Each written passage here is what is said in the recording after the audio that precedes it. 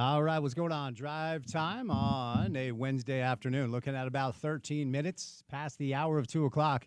Sun is shining. Have a little sunshine here in downtown Salt Lake City, Utah. It's a little warm for a January Wednesday. We've got cold weather and snowstorms ahead coming up this weekend. About halfway through January, about halfway through your work week. And, well, not about, you are. And one day closer to the weekend, but as it is every single day, it's good to have you along for the ride. Spence Checketts behind the mic. That's Porter Larson behind the glass today. We got a good guest list, man. We got a lot to do on the program. Some more takeaways from the comments yesterday from the Utah football coaching staff. We'll get to some college football as we're 5 days away from the national championship game. It's Notre Dame. It's Ohio State. So excited for that game. Get into some of that on the program today.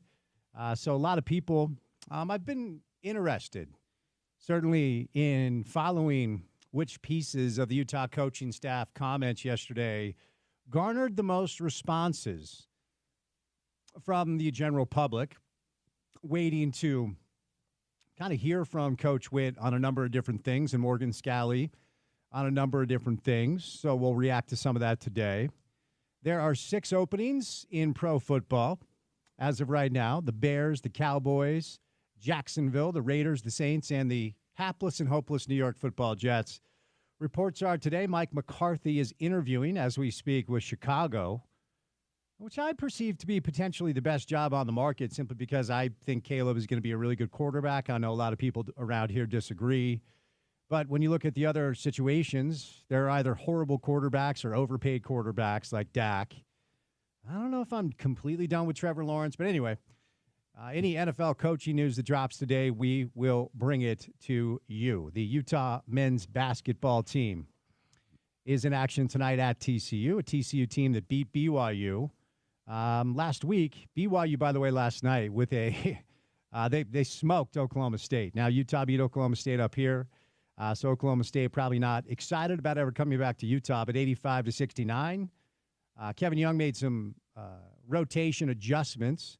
So we will do some college basketball on the show today. It is that time of year as we are inching closer and closer to March, halfway through January. Was in the building last night for the Utah Hockey Club's loss to the Montreal Canadiens. Fun time, though, man. Hockey, one of the best spectator sports.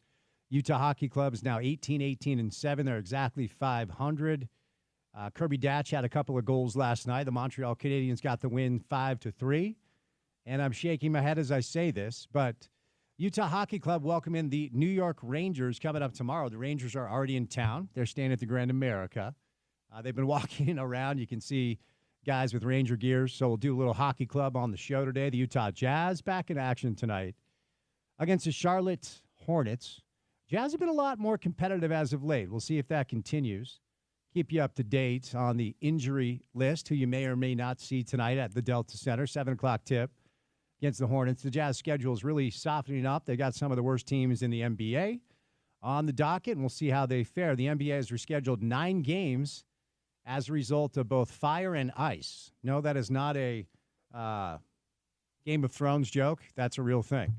Obviously, the horrific fires in Los Angeles, some inclement weather throughout the course of the country, so the NBA has had to reschedule a ton of games. One eye ahead, of course, right now to the NFL playoff weekend ahead. After a really fun wild card weekend, a lot of people believe the divisional round is the best playoff weekend in pro football. Texans, Chiefs, Commanders, Lions on Saturday, and then the Sunday tilt, Rams, Eagles, then the Ravens and the Bills. Man, that's going to be a heavyweight bout.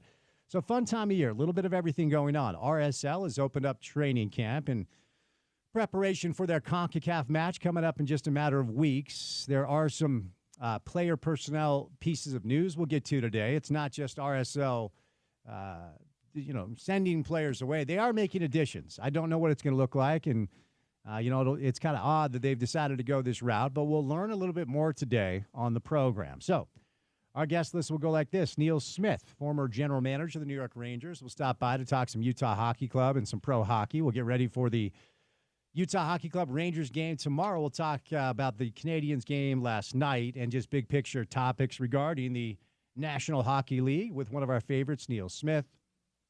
The voice himself, Bill Riley, stops by today to talk some Utah football and some Utah basketball. NBA Daily Assist style with Tom Haberstroh. And you know I'm going to bring up the Jazz trading for Zion Williamson. We basically made the Jazz interesting and relevant on the show yesterday in case you missed it. So we'll bring in Tom today.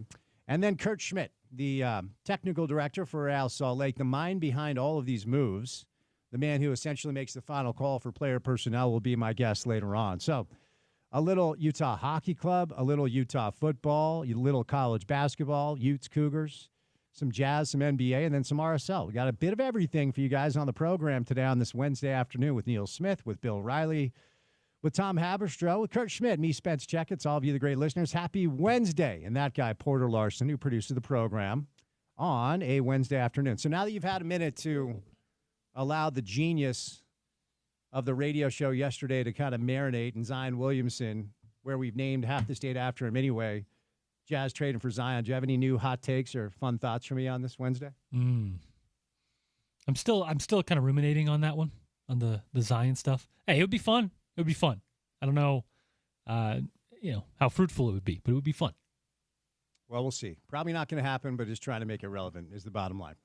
Our first guest today will be Neil Smith. So I was at the hockey game last night, and the Rangers are in town tomorrow. Before we get to Neil, I want to let you know that the ESPN 700 Cash Kickoff is here. It's time for your shot to win $1,000 in cash to pay your bills.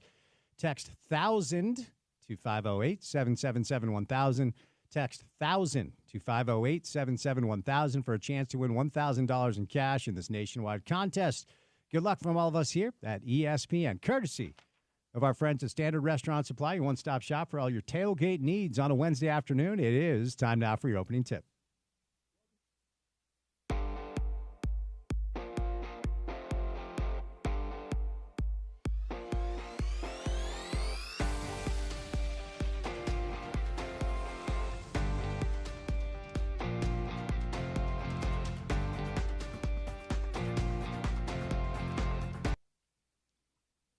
Good to hear from Coach Witt yesterday. Good to hear from Morgan Scally. Good to hear from Jason Beck. They did a little media. Of course, we played those comments for you here on your home of the Utes. And I've been interested to follow the news cycle surrounding the comments of all the coaches, head coach, offensive coordinator, defensive coordinator. And a couple of things stood out to me. And number one, topically, only because we've all been curious, it feels like the number one story that people have kind of latched onto is that Cam Rising is not on the roster. And Cam is going to announce his intention when he elects to do so, according to Coach Witt. So, of course, we'll be curious to hear what's next for Cameron Rising, who, as I talked about yesterday, should always be remembered as nothing but a legend around here. And I do think most people already believe that's the case. And in due time, after, I guess, the bad taste in your mouth wears off because of the past couple of years where the poor kid just couldn't stay healthy, I would imagine he'll be remembered the right way. But, there's been a little bit of a theme on the show regarding college football, and really we can expand it to several of our local products right now. The first time you do something, the first time you experience something, sports or life, it's new, and it's hard to accept. And it takes a lot of time to really understand exactly how to traverse your way through the space of just new experiences. And, for the Utah Jazz, it is new for Jazz fans to really have already had 2.5 years of a rebuild that hasn't bred anything all that exciting other than Lauri Markkanen, Walker Kessler, and a bevy of picks. We still don't know if any of these young kids are going to be around. Moments from Keontae, more moments from Bryce. Isaiah's been good as of late, but ultimately none of us know if any of these young players will be around when the Jazz are good again. So a new situation, right, for Jazz fans. And I do think there are basketball fans in this market that are very, very intelligent, and Jazz fans love the Utah Jazz, so the building's been full. And I think people more or less understand the deal, understand what time it is. New situation for Jazz fans. New situation, of course, for college football fans that really has been new now for a couple of years, but some of the things still land like they're very, very raw, right? And basically what I'm talking about is Coach Witt yesterday was asked for the first time publicly about the exits of Keanu Tanavasa and Cameron Calhoun, right? The two players that if you're a Ute fan, picking up your phone to check, alerts about who's leaving, who's coming, who's going, who's staying, what have you. Those two names hit, and they hit different, and they hit hard because both those players are NFL guys. They're both going to play on Sunday. And you add on to the fact that Keanu went to BYU. I mean, look, Cam Calhoun is in Tuscaloosa playing for Alabama, essentially the charter college football program in the country, even though right now they're not one of the top. They still, over the past generation under Nick Saban, they have been kind of the Bill Belichick Patriots version of college football. But ultimately, when Coach Witt said yesterday that the main difference, essentially alluding that the only difference when it comes to these departures, his exact term, I believe, is the overriding factor in their decisions to leave was NIL, namely with Keanu, who left Utah to go to BYU. When Kyle said that, and I heard him say that, I went, that's probably not going to land very well for fans that are upset about the current narrative that Brigham Young has figured out things with their collective that Utah still has to figure out. Now, we don't have any hard data here. We can only go off the proof, and we can go off results. And right now, we're coming off a year in the Big 12 where BYU shocked everybody, and they nearly won the thing, and Utah was picked to win the thing, and they picked near the bottom. And the news cycle over the past 6 weeks has been BYU signs the best high school basketball player in the country. He's going to get $7 million for 5 months of basketball, and Utah basketball is just not up to par right now, and hopefully that could change. But the reaction to what Kyle said yesterday about the overriding factor being NIL, I think disappointed a lot of people. And, of course, I'm not saying Kyle's wrong. A lot of people wondered, based off of the messaging from Keanu and his family, if he simply wanted the LDS BYU experience, talking about wanting to become the best version of himself, and that's the place he could do it, releasing a scripture, announcing his intent, his father saying when the heavens open, our family walks through the door. So a lot of people were like, okay, he's just one of many players who over the years and currently wants that experience compared to other experiences. And yes, you can have an LDS experience at the University of Utah, but if you've been around here or if you're familiar with the dynamic, the BYU experience just is different. If it's for you or not you, if it's for you or not for you, that's irrelevant. It is different. And oftentimes kids do want that experience, even though you can get an LDS experience elsewhere. And, of course, Coach Witt, Morgan Scalley, they're members of the LDS Church. So it's not like they couldn't provide that pathway for Keanu, if he wanted it. But essentially, the bottom line is this. To bring it back to all of us experiencing these things for the first time, and whether it's life or sports, when you go through things for the first time, it can be tough to figure out how to get through them. And then you get older, you get a little leathery, and you realize life is just not fair, and things happen, and you better figure out a way to deal with it, or you're going to eat yourself alive. The bottom line is this. The new reality of college football is simply losing really good players every single year, and there are no exceptions. And so as college football fans, I think it's time we just lean into it. And, does it sting when it happens? Yes, that's the deal. But 2, 3, 4 years down the road, I think we're going to be a little more leathery to this, and I really hope that there are guardrails put into place that don't mandate teams have to rebuild every year. That's exhausting, man. It just is, because fan bases love to get to know the players that play for the colleges that they support. And as I've talked about ad nauseum, Fiesta Bowl 2004, Sugar Bowl 2008, back-to-back Pac-12 championships, Utah football's best seasons have simply been as a result of recruiting, developing, and players sticking around for 2, 3, 4 years, right? And it's not just that they won football games. I mean, that's the point, and that's why we'll always remember them as great teams. But you felt like you knew Alex Smith or Eric Weddle or Stevenson Sylvester or Robert Johnson or Cameron Rising. You felt like these kids were part of the fabric of the community, and maybe that's just a little pie-in-the-sky Magoo, but it's no longer the reality of how this is going to go. And it's just one of those things you got to lean into, got to accept it. And it's interesting watching, and I'll put myself in this category. We're all going through this for the first time, really. In NIL transfer portal has been a reality for a few years, but it feels like this type of news has stung in a way that news prior to just hasn't really landed the same way. I mean, that's just kind of how I'm reading the situation. So new things can be tough. Got to figure out a way to get through them, then accept them. And next time they happen, maybe you're not as upset when a player decides, a really good player and a really good kid decides that he wants to play his college ball elsewhere. All right, busy show. We'll do a little Utah Hockey Club. Tough one last night. Montreal Canadiens came back. Utah Hockey Club had a lead, but Montreal came back to get a win. The Rangers are in town for a game tomorrow night. Rangers have not been near as good as anybody thought that they were going to be this year. Maybe the Hockey Club can get a win. So Neil Smith joins us, our Behind the Glass weekly NHL conversation on the other side.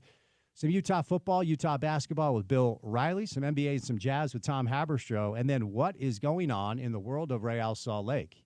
Their main decision maker, Kurt Schmidt, joins us later on. To drive on a Wednesday, you are halfway through that work week. You're one day closer to the weekend. Keep it here on ESPN 700.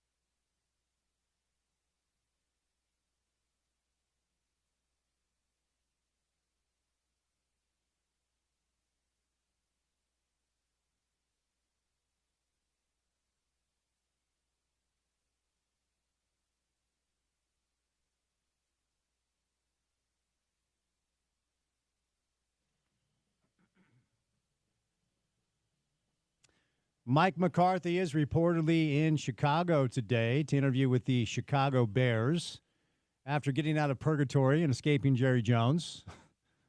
My man fell forward, I'll tell you that. We'll get to it. There are 6 job openings in pro football right now. If anything comes down, we'll bring it to you on air.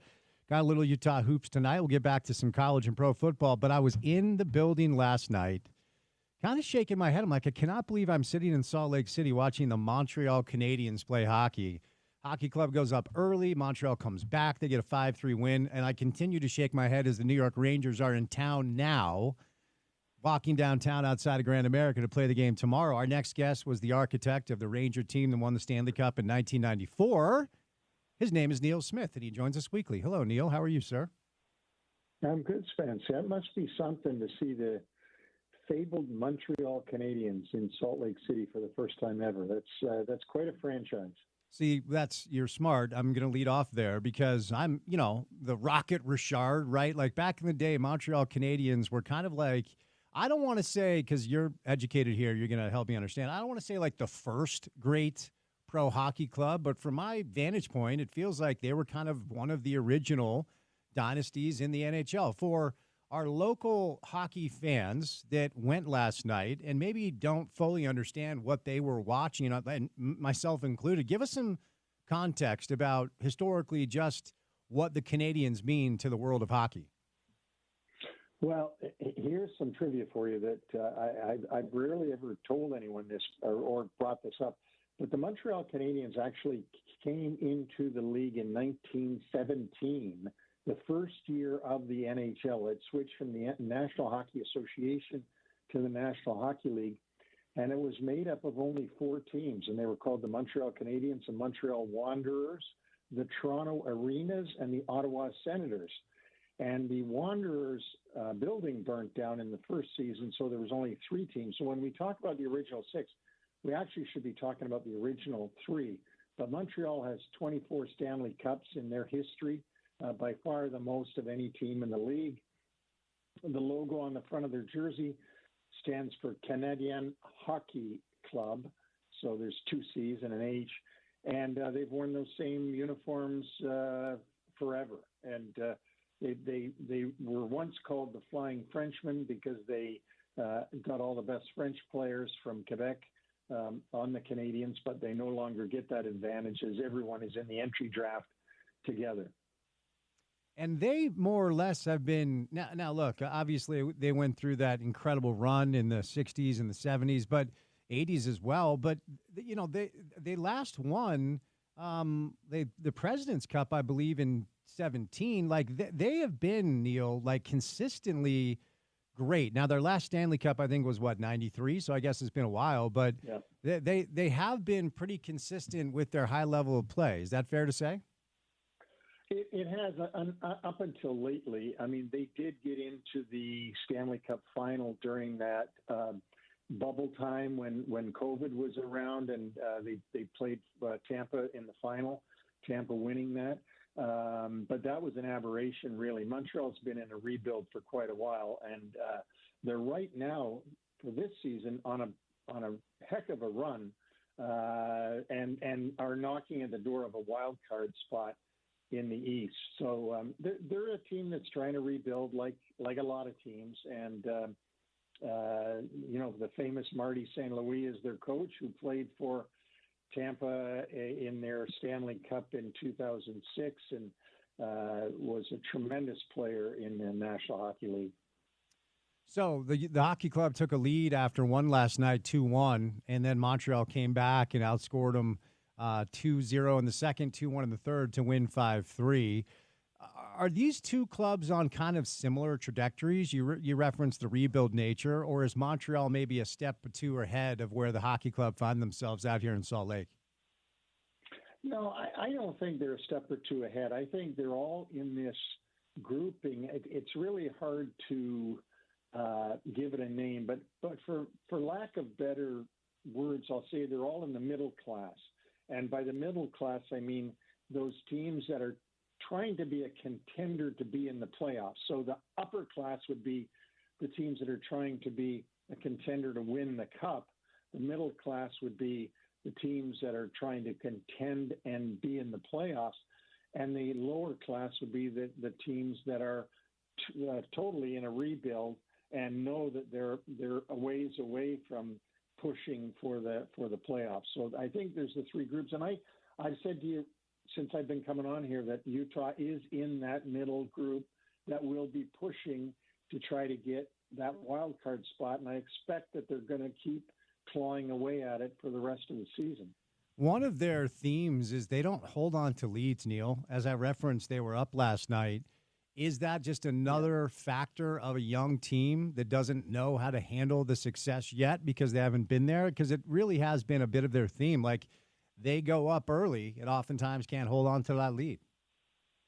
I think it's a discipline, mental discipline thing for teams, younger teams that veterans learn, and that is that, once you've got the lead, you don't need to have more than a lead to win the game, and you can batten down the hatches and try to just protect that lead with a more disciplined play. We talked earlier in the season about them being undisciplined with their penalties.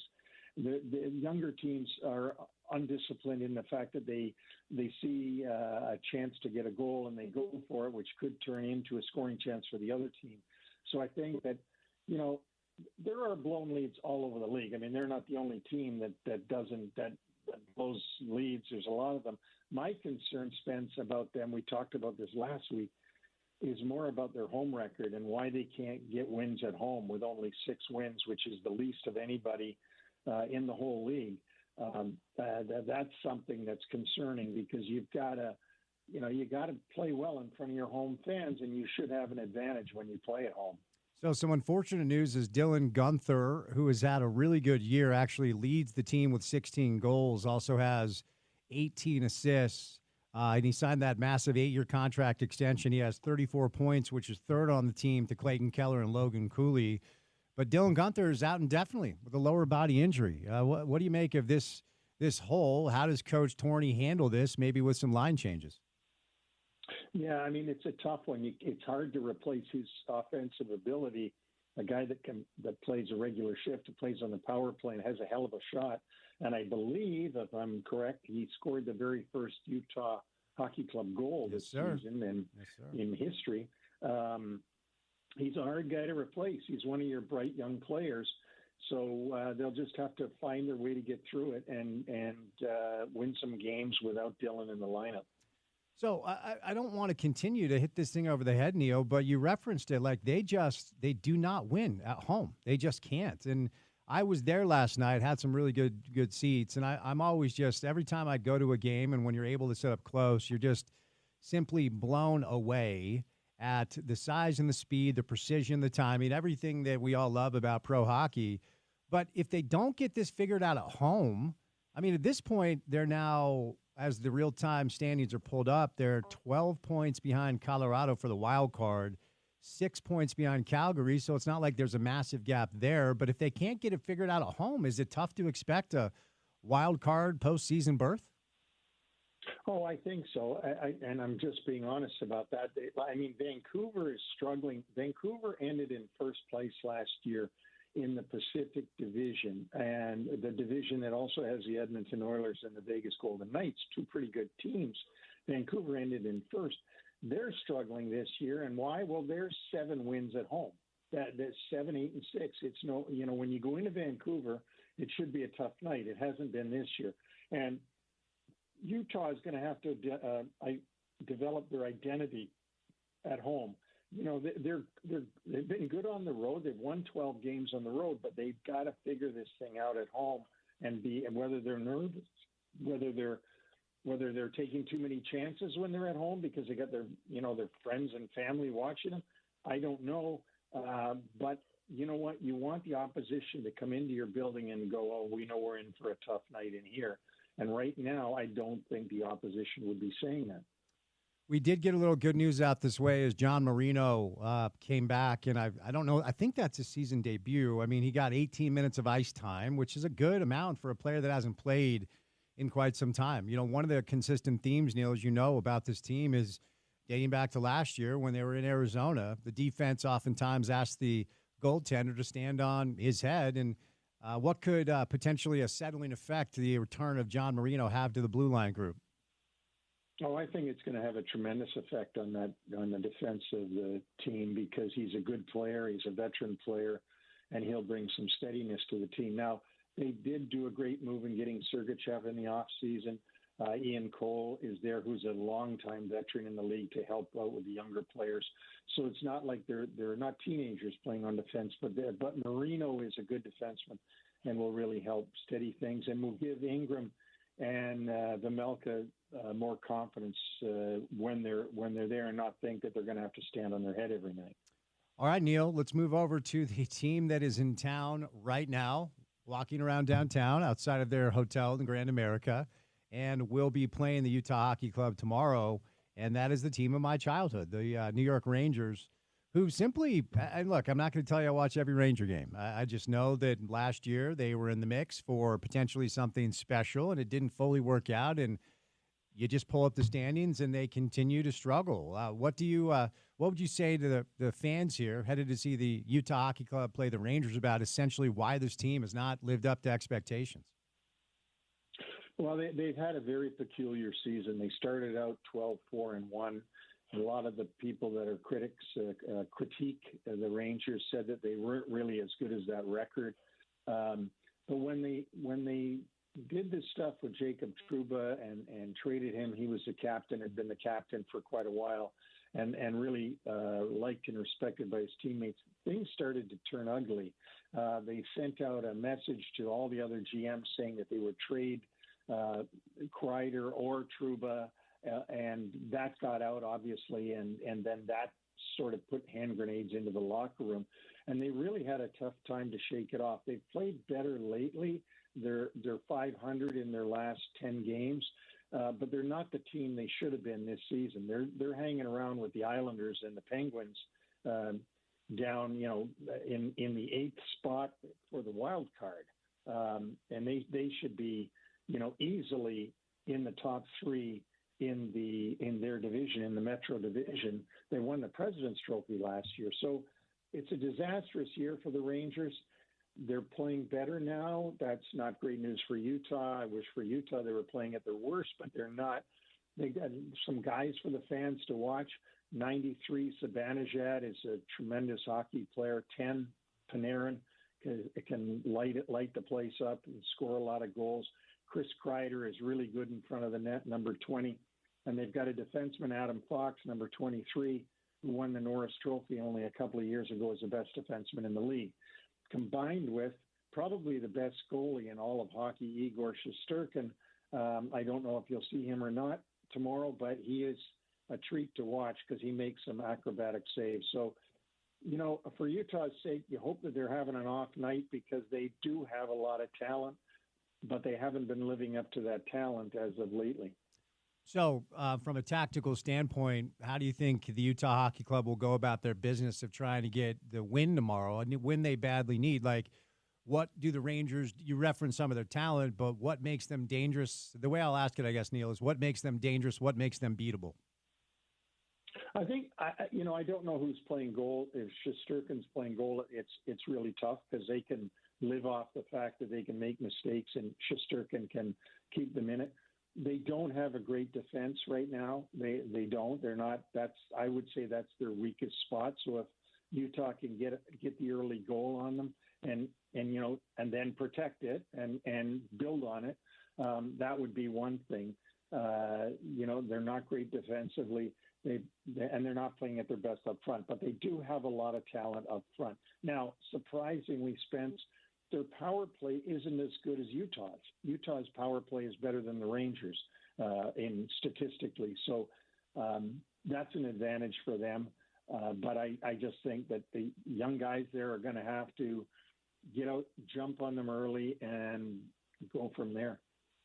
All right, a couple minutes left. I have some kind of random questions for you away from current games and teams and such. And we were talking about this earlier because every time I go down to a game and every time I used to go into the Garden for a game and watch pro hockey, I'm reminded of the intensely impressive athletes these players are and how incredible the sport is with the timing and the precision and the physicality and the speed and just the skating. Like, go ahead, go try to skate in a straight line, let alone what they do. But for some reason, Neil, it doesn't seem to translate on television as it pertains to, grabbing your average Joe sports fan that sits down at night and just wants to watch a game and doesn't have a preference. The numbers still say they massively migrate to football. And I do believe the NFL has the best TV show in sports. I've always believed that's one of the reasons the NFL is king. And, NBA numbers aren't what they used to be, but, the NHL is still very much fourth in most ratings. Now, there's some markets where those are exceptions, but you're the guy for this. Like, why doesn't this sport seem to translate over to television? What are your thoughts on that?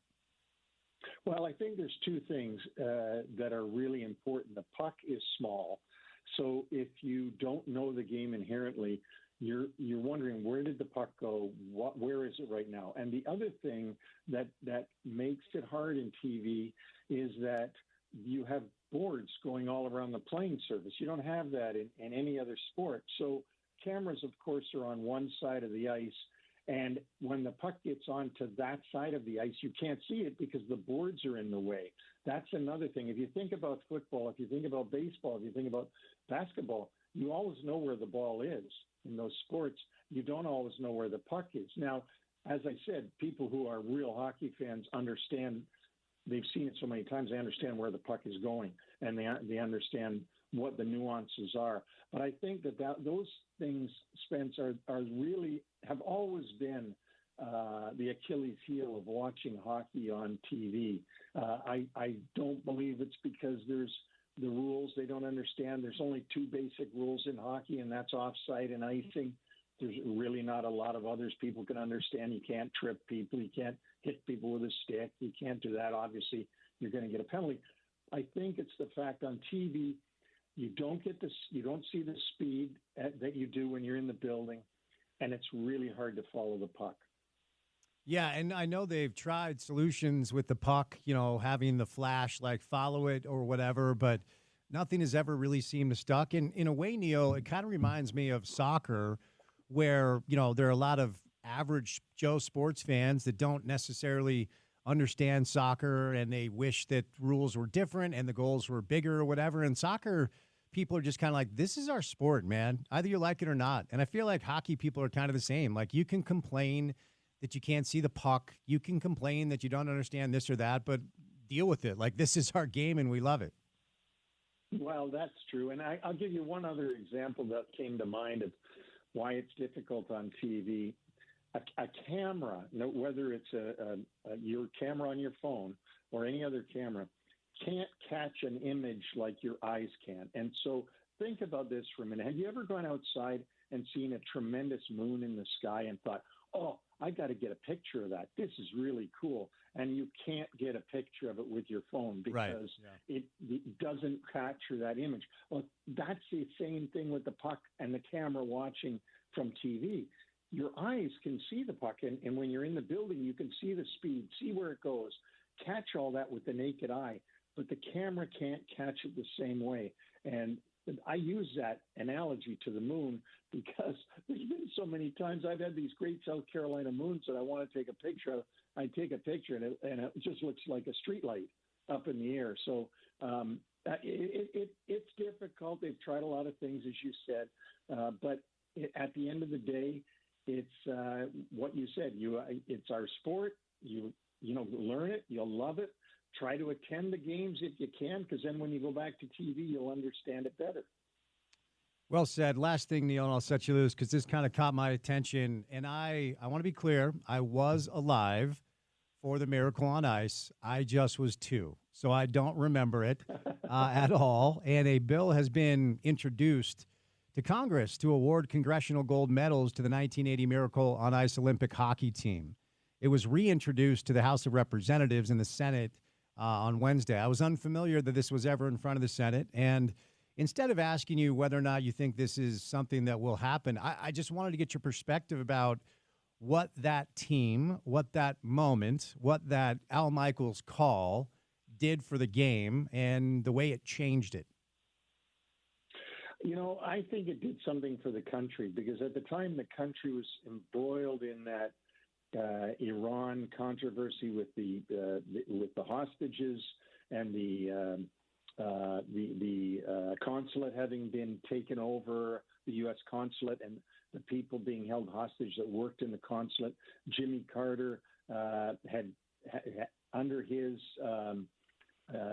administration, they had tried several things that hadn't worked, and the country wasn't real happy. And I think when at the Olympics, when in Lake Placid, when the U.S. team, which was just a young group of college-age guys, were able to beat the Russian team, which is all at least NHL-level players, although they weren't allowed to play in the NHL back then, it gave the country something to rally around and to be proud of. And I think, and I know, that it's been an inspiration to generations of young Americans to want to play hockey. So it was in 1980. So if you were born, let's say in the mid-'70s, and you're watching that, early '70s, you might want to go put skates on and become and try to be a hockey player. And now, fast forward to 2025, we have tons of American players playing in the National Hockey League, and I think we owe a lot of gratitude to that U.S. team and Herb Brooks, the coach, who's unfortunately passed away. But we owe them gratitude for helping promote the game in the United States and bring it to America. Well, Neil, thank you, my friend. Big Dave's in town. We're going to get a little dinner tonight, so I'm sure. Wow. I'll definitely pass along your hellos, and obviously he'll be excited that we spoke today. I hope he doesn't do what he used to do to me and make you pay. I hope he's listening. Neil. Great chatting with you, my friend. Have a great week, okay? Thanks, buddy. Take care. All right. Great Neil Smith, architect of that 1994 New York Rangers Stanley Cup winning team. And the Rangers are here right now to play the hockey club tomorrow, a couple of days after the Montreal Canadiens are in town. Nothing's real, man. It is wild. If you've not been to a game, it's worth it. It's a fun spectator experience. I want to tell you about my friends at Prize Picks. Bill Riley's going to join us coming up next. Utah football, Utah basketball. Prize Picks, best place to get real money sports action with over 10 million members and billions of dollars in awarded winnings. It's made daily fantasy sports accessible to all. And here's why. All you do is pick more or less on at least two players for a shot to win up to 1,000 times your cash. So we'll use tonight's Jazz-Hornets game as an example, just to let you know how easy this is. So if you don't want to worry about all the other stuff that other apps ask you to learn, the spread, the over-under, the money line, the hook, whatever it is. Tonight, Lowry marketing more or less than 20.5 points. I'm just making these up, by the way. LaMelo Ball, more or less than 7.5 assists. LiAngelo Ball, more or less than 1.5 dope songs released. Just kidding. It's only players. It's not rappers. But it's very easy, and they're giving away free money. So download the Prize Picks app today. Use the promo code ESPN700 to get $50 instantly after you play your first $5 lineup. Download the app today. Use the promo code ESPN700 to get $50 instantly after you play your first $5 lineup. Prize Picks, run your game all season long. All right, Bill Riley's going to join us coming up next right here on ESPN 700.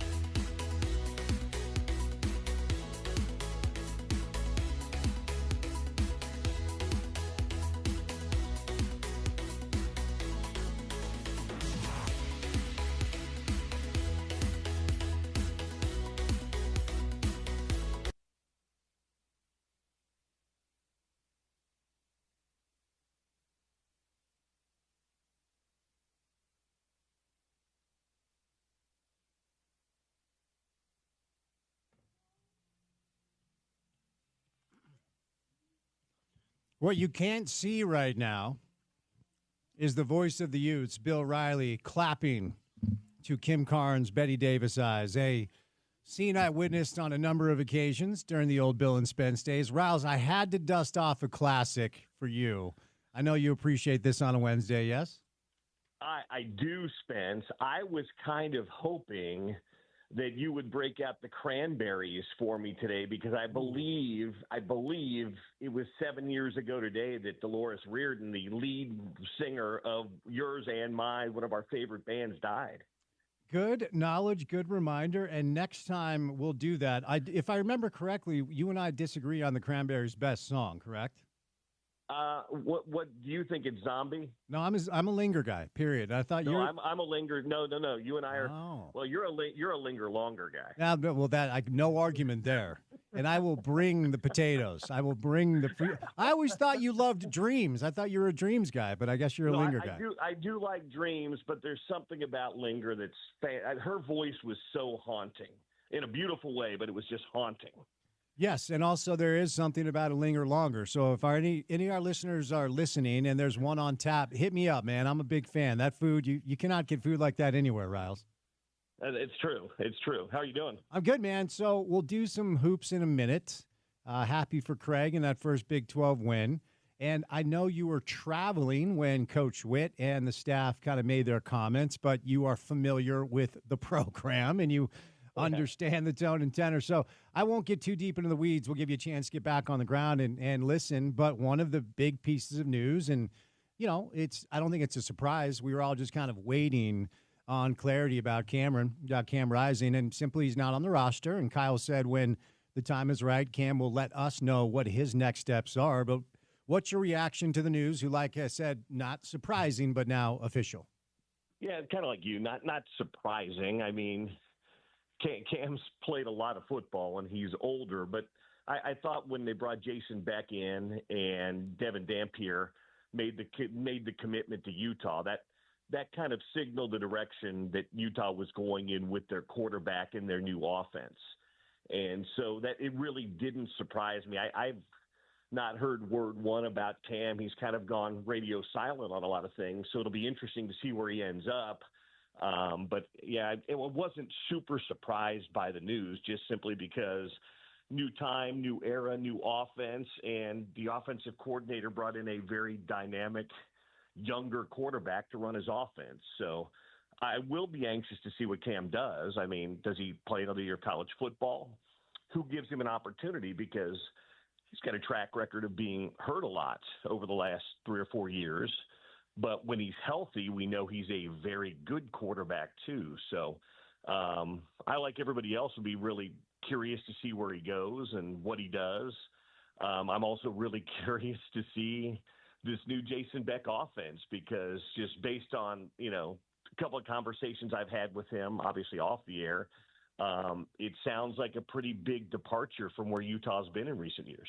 We'll get there in a moment. Let's stick with the Cam stuff for just a second here, because I want to kind of explore the space. Now, I don't fault, dude, put off the real world as long as you can. And if you're Bill Riley, you've been able to do it for 40 years or whatever. So I'm not saying you don't work hard. You get the deal. Like if you're only, if your next option is to enter the real world and you got to wake up at 6:30 to return emails from a sales manager, go play at Middle Tennessee State for a year and make $100,000. I don't know what it looks like, but I would not begrudge him at all if he just finds a smaller school, makes a couple $100,000 or whatever, and gives it one more go to show that he can maybe put some tape out there. I don't know. Yeah, I mean, let's face it. He could be Dr. Cam Rising by now based on the amount of schooling that he's had. But Fair. How many people step out of school and their first job pays them six figures? Very few. Very few. My son is an engineer with an MBA. He makes really good money, Spence. A lot better than his old man made earlier. Billy? But he's not. Billy, no way. Billy's an engineer with an MBA. That's wild. And a drummer in a rock band, which will be playing at Urban Lounge later this week. But I digress. No, you do not digress. What? What's the name of this band? Drunk in June. That rules. All right, now you can go back to not digressing and continue. That's awesome, though. But the point is, back to Cam, Yeah, if Middle Tennessee State or Western Kentucky or Illinois State, somebody, maybe a smaller school, is willing to offer you $100,000, $200,000, $300,000 to play football for another year, heck yes, take it and run. You got the rest of your life to return emails to your sales manager. Play football as long as you can. Totally agree. Last thing here, as he walks away, and I would imagine most people know that he should be remembered as a legend. And I would imagine given time, everybody lands in that space. But you called his biggest games, Pac-12 championships, Rose Bowls. As Cameron walks away, how should we remember him as Utah's quarterback? Well, you and I both know this because I'm old and you're older. Indeed. Time gives you a great perspective on things. You get caught up in the moment. He was hurt the last 2 years. But when we reflect back on it, Cameron Rising is one of the most important players in the history of University of Utah football. He was the guy that helped them become more than just relevant. He helped them become a player in a Power 5 conference. No offense to Troy Williams and to Travis Wilson and even Tyler Huntley, who was really good too. But Cam got him over the hump. They won Pac-12 championships. They went to Rose Bowls when he was the quarterback. I just think, if you're making a short list of the most important players in program history, he's on that short list. Totally agree. All right, moving off of it. I talked about this to start the show. I was just genuinely curious as to which parts of the Utah coaches' media would garner the most response. And Kyle was asked about Keanu. He was asked about Cameron Calhoun. And he said the overriding factor of both was NIL, in his opinion. Now, somebody goes to Tuscaloosa, high five, man, good luck. No one's competing with that type of cachet and probably simply cash, right? I mean, Tuscaloosa, Alabama is what it is. But I think the fact that Kyle alludes to Keanu to BYU was NIL, the overriding factor there.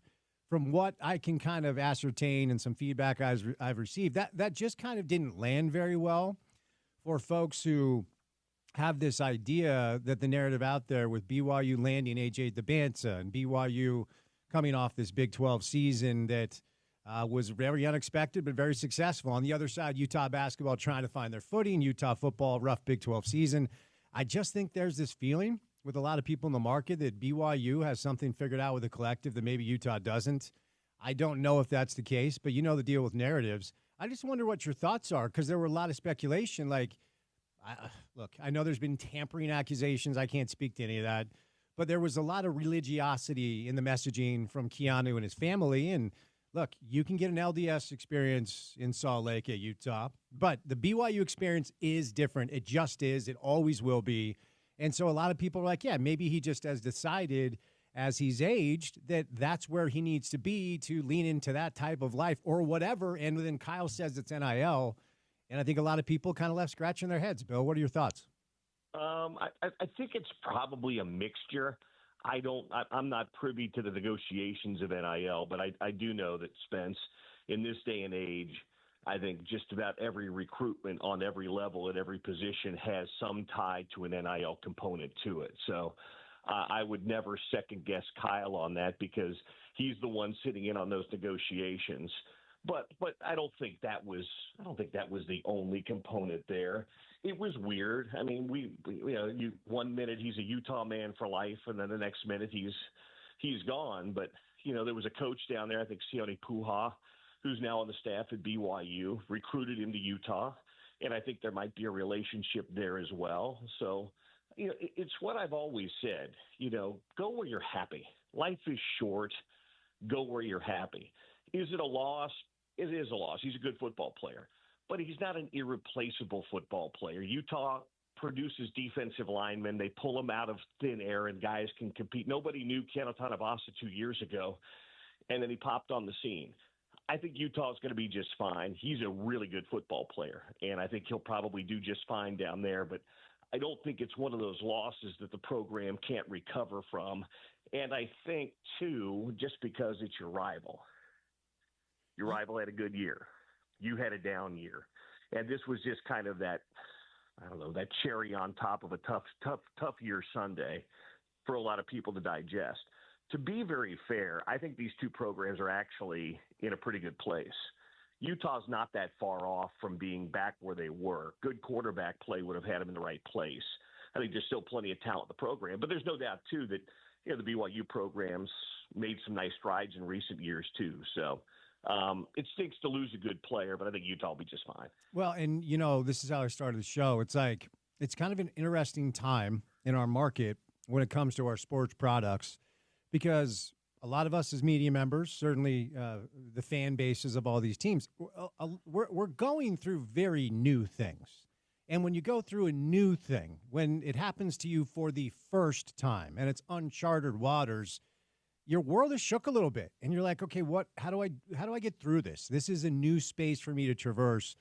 Jazz fans aren't used to a super long rebuild without any immediate hope in sight. And that's kind of where we're at, although they've been better as of late. And I think, Bill, when it comes to college football, media members, fan bases, folks that like to use the internet to feel brave, you're just going to have to get used to every year losing players you like and players that are really good. There's no program that isn't getting got by this. Yeah. And I kind of said this a couple of years ago. You're going to lose players every year, but there's going to be one or two players maybe every year that maybe even catch you off guard. And I think that was one of the cases this year. And again, who can get in the head of an 18 to 22-year-old kid, plus whoever's whispering in their ear, family, friends, an attorney, an agent, whatever that might happen to be. It's hard to get a grasp on that. So, yeah, I think it's just a new reality that we live in, Spence. So, moving off of that now, I wonder what you make of the conversation regarding the efforts to get Dorian Singer an additional year. Nothing official. Coach Witt said they're doing all they can to make it happen. And, Devin's throwing numbers weren't great a year ago.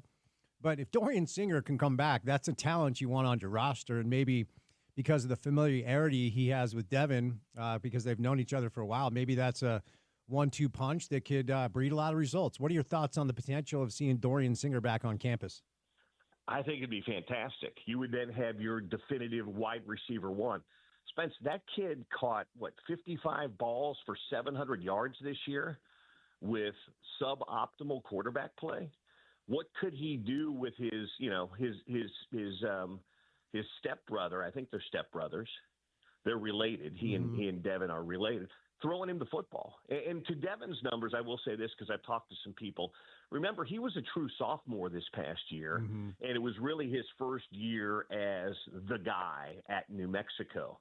So I think those passing numbers, and it's mostly the accuracy numbers. I think he threw for 58 or 59% accuracy. You'd like to have him at about 65. I think that'll only get better. Better offensive line at Utah, probably better overall weapons than he had at New Mexico too. But back to the Singer thing. I think the NCAA is probably in a place where they're just tired of fighting things. And I think that if you can probably get good representation in your life, there's probably a good chance that you might get that extra year of playing. So I think it would be great. We saw the kid at Vanderbilt, Diego Pavia, the quarterback from New Mexico State, basically challenge, and then they said, yeah, go ahead and have that extra year. So I've not heard anything on. I know he's trying to, but I've not heard anything definitive. But boy, if they could get him back, that would be a real shot in the arm for this offense. You referenced you've had the opportunity to chat with Jason back off air and get to know him a little bit. This was kind of, most people's first opportunity to hear him speak since taking the job publicly. And my first takeaway, I told Porter this, is I can see why Kyle likes him. Yeah, but you reference that it's going to be a little bit of a different offensive approach. Let's elaborate on that a little bit now that the fan base has officially heard from Jason Beck. Well, I just think he talked about it a little bit yesterday and just some of the comments that I read. I didn't listen to the press conference because I was traveling, but it sounds like the offense is going to be very multiple. 3 receiver sets, 1 tight end, 2 tight end sets. It's just you're going to see a lot of different looks. And it's not your traditional spread where you're just throwing the ball 40 and 50 times a game. He really likes to run out of his spread offense as well. So Andy's offense was great. I mean, when it was humming, when he had good quarterback play, it was really, really good. But this is going to be, I think, it just, at least to me, feels like a little bit of a departure from what we saw from Andy's, and something that's a little bit more, I guess, commonplace in college football these days. All right, before we get to basketball, a couple of basketball thoughts. I've been asking the college football guests on the show kind of this question, and you'll be uniquely qualified to expand on it. As you know, Bill, whether it's 2004 Fiesta, 2008 Sugar, or back-to-back Pac-12 championships, back-to-back Rose Bowl appearances, Utah football's best years have been more or less on the tail end of a 3 or a 4 year cycle where they recruit, identify kids they think can play Utah football, develop them over the course of 2, 3, 4 years, and then after that process has taken place, they've won conference championships, they've gone to big bowl games, they've won good bowl games. Is that still a model that you can use in college football to build up a program? Yeah, I think it's a hybrid now, Spence. I think you can't rely solely on that. I just don't think you can do that anymore just because of the way things are. No matter how good your program is, I think a lot of times kids are looking for greener pastures. It's not just happening in Utah. Alabama's losing guys. Florida's losing guys. You know, Ohio State lose. I mean, it's everywhere. These kids are all in essence, you know, free agents year to year until something changes there that locks them in for a set period of time. So I think there's still that, yeah, you've still got to develop guys. You have to have a base. You have to be able to bring guys in and develop them, but you've also got to save room for guys because your roster is going to turn over every year for being able to recruit out of that portal and bring guys in that can, and I think Kyle's used that term plug and play with your offense or your defense pretty quickly. So, yes, developmental. I still think football is always going to be about that in an 85, 90-man roster, but it's not the only way to go anymore. You've got to be able to supplement that with finding guys that come into the program and contribute immediately through the portal. All right, a couple of minutes left, and we'll set you loose. I would imagine you are in Texas. You're calling this basketball game tonight, are you not? I am in Fort Worth as we speak. All right, that's what I thought. I don't know why that just dawned on me. I've teased the game like 7 times, but moving on. You know, we had your guy Sean Mooney on last week, and I asked him, I said, look, I'm just looking at the schedule. Where's the first Big 12 win? And he said, Oklahoma State. In Salt Lake, that's a winnable game. And they smoked them, Bill. Now, Oklahoma State went down to Provo. They got good last night, too. But you're around the team. How would you describe it? Relieved? Like, was it just kind of like a weight off the shoulders? And what about that performance do you think could be real and reliable as we move forward now? Well, I think that they played their best offense against a team that wants to speed you up and force turnovers by getting you out of sorts. Utah handled Oklahoma State's pressure really well, and then defensively they got back in transition against a team that had the best and fastest pace of play in the Big 12 per Ken Palm. So I think it was a matter of everything coming together. Now, to be fair, Oklahoma State was not one of the most talented teams. They play really hard, but they weren't an upper-tier talent team in the Big 12. So that helped a little bit too, and being back at home did as well. But they saw some shots go in early, Spence, which they hadn't really seen at Iowa State or against Baylor or Texas Tech. And sometimes, you know this, when you see a couple of shots go in early, they built that big lead early. It was 11-0 early against Oklahoma State. And I think that fed them on the confidence side of things. And their defense was really good. They were true to the scout. Tonight, they're going to play a TCU team that's on their level. I mean, TCU's in that, you know, I've always said the top 6 or 7 teams are pretty defined, and then teams 8 through 16 are pretty undefined. You can throw them in a hat and pull names out. This is a good team. Jamie Dixon's a good coach. He's got good players. I don't think it's as good as some of the last couple of NCAA tournament teams he's had. So I do think Utah's got a good chance tonight. What they're going to have to do tonight, because Dixon teams, going back to his days at Pittsburgh, are really, really physical. So if they can match the physicality tonight of TCU, I think they'll have a good chance. Before I say loose, rotationally, Craig is just to his credit. I mean, you have to try things, and I appreciate that he does, because there are some coaches that are stubborn enough to rest on their laurels and believe in their system and say, you know, this is just the deal. We're going to grow into it. But it seems like every game their lineup changes, starting lineup changes, rotational changes, some of that injuries, some of that players, the way I get it. But did you see anything rotationally against OK State that you think Craig may have found a little something with his personnel? Yeah, I love Jake Walleen in the starting lineup. Sometimes you get off to a slow start because you don't match the other team's energy. I know it's not right, but sometimes that just happens. Walleen is an energy guy and a make the right play kind of a guy. And he can play multiple positions for you, too. They inserted him in the starting lineup against Oklahoma State, and Jake was really good, had a career high in points that game. And he's one of those guys that's a connector and a positive guy on the floor, guy you love to play with. So I haven't seen the starting lineup tonight, but it wouldn't surprise me based on the success they had the other night against Oklahoma State if you don't see Walleen back in the starting lineup again tonight, too. All right, Riles, thanks for the time, buddy. Have a great call. Travel safe, and we'll chat soon. Okay. Linger longer, Spence. Oh, dude, don't tease me. I want to all the time. Those folks are having a good time, Bill. You can't say they're not.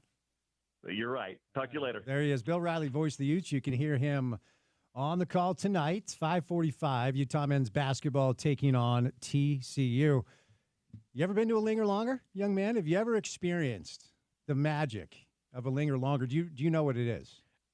No. I know the song that you're discussing, that you're referencing. No, the song is only called Linger. Mm-hmm. We can play that coming up next. Beautiful tune. A linger longer. You know what? If it's still a thing, I honestly don't know if it is. But after sacrament meeting at an LDS singles ward, folks that are looking to meet their life companions, or, pardon me, eternal companions. There you go. Folks that are looking to meet their, their partner, their boyfriend, girlfriend, whatever the terms are these days, that thing. I can't keep up. Partner. Let's just go with partner. After sacrament meeting of an LDS singles ward, they linger longer. Okay. And the spread is amazing. We're talking potatoes, usually a nice ham, desserts. The baking is a 10 out of 10.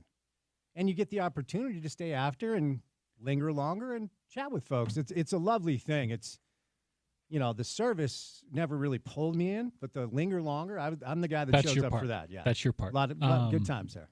It's an after party for singles. Yes. You know what? Sure. And everybody parties differently. I'm not judging one way or the other.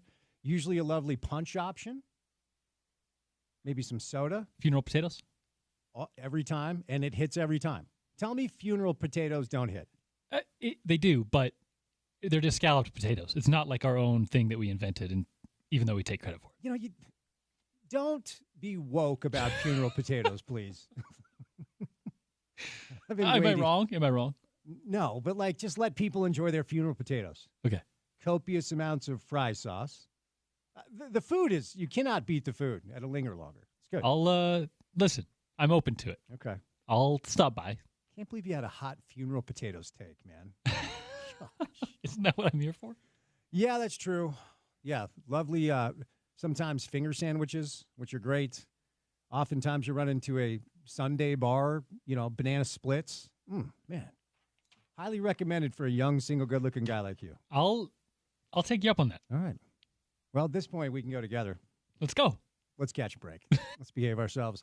We're going to bring in Zach Harper, NBA Daily Assist today. And for all you RSL fans, gather around the radio. Coming up at about 4:30, Kurt Schmidt will stop by. He's the technical director. He's in charge of roster decisions, and there have been a ton of them this offseason, so we're going to bring him in. But coming up is the 2025 Utah International Auto Expo. It returns to the Mountain America Expo Center, showcasing the latest cars, trucks, SUVs, crossovers, EVs, exotics, and more, all in a no-pressure, non-selling environment. So you can explore 2025 models, discover a wide range of options from hybrids and plug-in hybrids to EVs and traditional gas vehicles, helping you find the perfect fit for your lifestyle. Get hands-on by sitting behind the wheel, inspecting engines, and experiencing new technologies. Also, don't miss pets looking for forever homes in the Subaru Loves Pets adoption area. Definitely a good use of your time. And new this year, the Adventure Utah display celebrates the state's love for the great outdoors. You can experience the latest in off-road vehicles, ATVs, side-by-sides, towable trailers, and boats designed for adventure. Whether you're planning to conquer Utah's 1,000 lakes or explore its vast trail network, this showcase has what you need. So it starts on Friday, the 17th, okay? 11 a.m. to 8 p.m., Saturday open, Sunday open. Monday, Martin Luther King Day Jr., it is open from 10 a.m. to 8 p.m. That's Martin Luther King Jr. Day, pardon me. It's out at the Mountain America Expo Center at 9575 South State Street in Sandy. Parking is free, and there's a lot of it. Here's how you get tickets. You can get tickets in advance, and the admission is only $12. Okay, that goes through Thursday. Then it goes up to $15. Okay, $7 for seniors, 62 and older. Military first responders as well. Make sure you bring that ID. If you purchase the tickets online at autoshowutah.com, children 12 and under are admitted free. With a paying adult, all show days, tickets on site are going to be $15. So more information can be found at autoshowutah.com. Follow them on social at Utah Auto Expo on Facebook and at Utah Auto Expo on Instagram. All right, more coming up on a Wednesday afternoon right here on ESPN 700.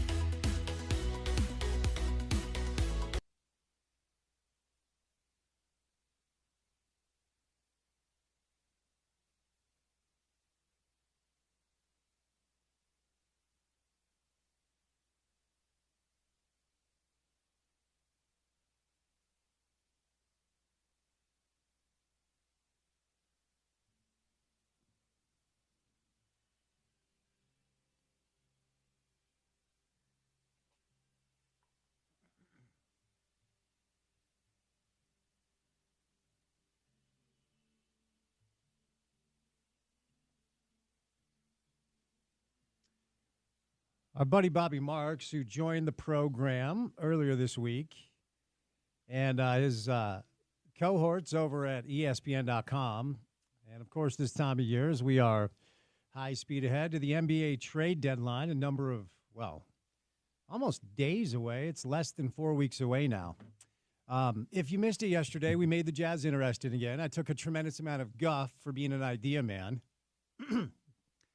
Talking to you, Porter, for implying that should the badly injured and, quite frankly, entirely anemic New Orleans Pelicans operation decides that it is finally time to break it down. They have the 11th highest payroll in pro basketball.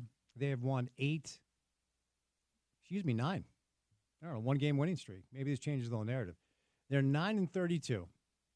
And should they decide that this whole Zion Williamson situation has become untenable because he can't stay healthy, and now we know that he apparently can't show up for the flights on time, as Tim McMahon joined us. That was Tuesday. That was yesterday. What the hell? Tim McMahon joined us yesterday and said that, look, you don't get suspended for being late to a flight once and probably not 50 times. So if the Pelicans decide that that's it, no more, we tried, and they have elected to potentially move on from Zion Williamson at the age of 24, who is still generational when he's right, the Jazz should at least kick the tires. And I was summarily dismissed, Porter, by the peanut gallery, including you. I mean, look, you can make a case, and if Lady Luck shines on the Jazz, this whole discussion is a moot point. But in 9 lottery opportunities, the Jazz have never moved up. So even if they have one of the top chances at the top pick, I know there's a lot of skepticism about the Jazz moving up. Like, if you can get Zion, who's under contract for 4 years, I know it's way out of the box and certainly not very realistic. If I'm running the Jazz and Dave Griffin calls me and says, hey, we're going to move on from Zion, I'm putting up the chain of command. I'm calling ownership, talking to everybody about that potential. I don't think it's that crazy is what I'm saying. Just to be clear, I don't totally disagree with you. I think that when you look at the talent that guy has, when you look at what he can bring to the basketball floor, I don't really see many negatives in just putting a flyer out there, especially, Spence, if you're not planning on winning for the next year or two, right? Now, where it could get tricky is if Utah is otherwise rebuilding to the point where in 3 years, Spence, they're trying to be competitive and they have allocated to their roster a lot of their salary cap to one Zion Williamson on an expiring contract. Now, I don't hate the, just throwing it out there as a chance. I don't like going all in and making Zion your plan, if that makes sense. If you have a structure in place where you plan on being competitive in 4 years and you have Zion under contract for the next 3, and you just want to run an experiment with one of the more talented prospects we've seen in a long time, I'm with you there, because I don't really care if the Jazz win more than 20 games next year. I don't think that that's going to be a real priority. So I don't think it's a crazy ask. I don't think it's a completely out there. I guess it just is. It's just one that you have to really dive into what it would actually look like to feel comfortable with it, based on what the Zion New Orleans tenure has looked like. So here's my assertion. Some good points in there by Porter. Bobby Marks, about 3 weeks ago, wrote what is called, he does it every year, the NBA Draft Asset Rankings, 7-year outlooks for all 30 teams, right? And so essentially he ranks the teams that are in the best position over the next, 6-7 years to add talent via the draft. Okay, so 7-year outlooks for all 30 teams. The number 1 team is Oklahoma City. Like, it's just wild what is happening down there. And in a way, that should give Jazz fans some hope. I mean, just simply market comparison, market to market, because you do hear this narrative in the market like, okay, we're not L.A., we're not South Beach, we're not Chicago, whatever. Boston's never been a free agent destination. Look it up. Like, that's a misnomer. It's a city that NBA players like, don't love.